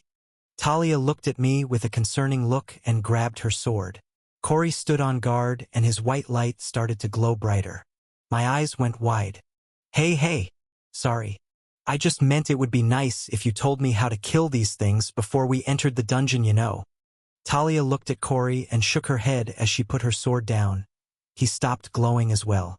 That was kind of scary. Why'd they freak out on me? Talia spoke up. You didn't know how to kill a troll? For real? I shook my head. I didn't even know trolls existed in real-life dungeons before today. I've only read about them in comics. Corey grinned a bit. Talia laughed out loud. Wow. I thought you were just playing dumb. With your battle technique, I thought you were a more experienced hunter. My bad. Really? I nodded slowly. I guess it is pretty unheard of to randomly jump into D-class dungeons without any research or knowledge of the monsters inside. My bad, you're right. It's not your job to educate me. It would be nice to know a thing or two about these monsters, though, if you don't mind. She nodded politely. Sure. For starters, this is a troll dungeon. It's a middle grade rating. You should definitely already know that. The regular trolls are around level 140 to 160. Their combat skill and stats are about 20% lower than their perceived level. Yeah, I could tell. They were an easy fight. Their skill is the tricky part. Trolls have a special kind of magic called regeneration. Even if you cut off its head, they can still regenerate and survive to keep battling. If you cut it into pieces enough times, you could technically wear down its magic power and HP, but I think that would take hours. The only way to nullify its magic instantly is with a strong acid or fire attack. I put a hand to my chin and thought to myself. I assumed it was something like that. I underestimated them and didn't even use my own fire magic. This battle could have been over even quicker. Makes sense. Corey, what was that skill you used? Do you possess a fire magic combat skill?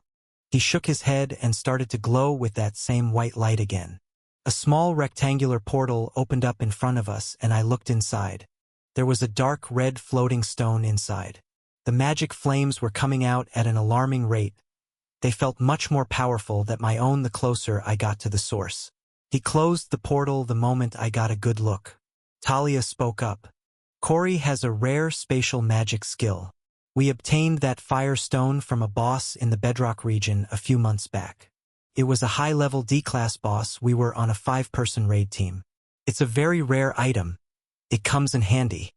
I eyed her curiously. It doesn't run out? Won't he need to be charged? Is it just unlimited fire magic? How's that even work? I've never seen or heard of a so-called fire stone. It would normally burn to ashes in a few hours. Corey's spatial magic works like an item box to store items. It can contain magic items and they won't be affected by the outside world. It's like time stops inside of his mini pocket world. We've been able to use it many times while traveling. Neat skill, right? Yeah, that is a good skill, along with an enemy detection skill as well. Corey shook his head and pointed. He glowed white and a portal opened up 20 m away from us. Corey spoke quietly. I can sense magic in a large area surrounding my portals. I looked at him and he stopped glowing. Ah, okay, makes sense again. Well, now that you've shown me your skill, maybe this will help us out a bit too. I grinned and pointed one pointer finger up in the air, igniting it into flames like a candle. They both stopped and stared. Talia spoke up. You had a fire skill and kept quiet? This would have been a whole lot easier, you know, Dash. Yeah. I'm an idiot, I get it. Now that we've actually made a proper introduction, let's do some hunting. I think we can make a whole lot more than 5 silver each today. I smiled. It was pretty funny. We all just kind of jumped into this dungeon without knowing a thing about each other. Talia sighed. Agreed. All I have is a swordsmanship skill, by the way. I'm not hiding anything else. Her voice quivered a bit when she spoke her last sentence. Not much, but enough for me to notice. I decided not to bring it up just yet. The troll's body disappeared and Talia picked up the large mana crystal. One down. We'll count them all up and spit the crystals evenly after we exit the dungeon. We all nodded and started walking through the shallow swamp to look for more trolls. It was a rocky start, but I think it's going well. The only major thing that irks me is the fact that I couldn't absorb the troll's skill. Maybe I'm missing a condition? Or is it not even a skill? I'll find out by the end of today for sure.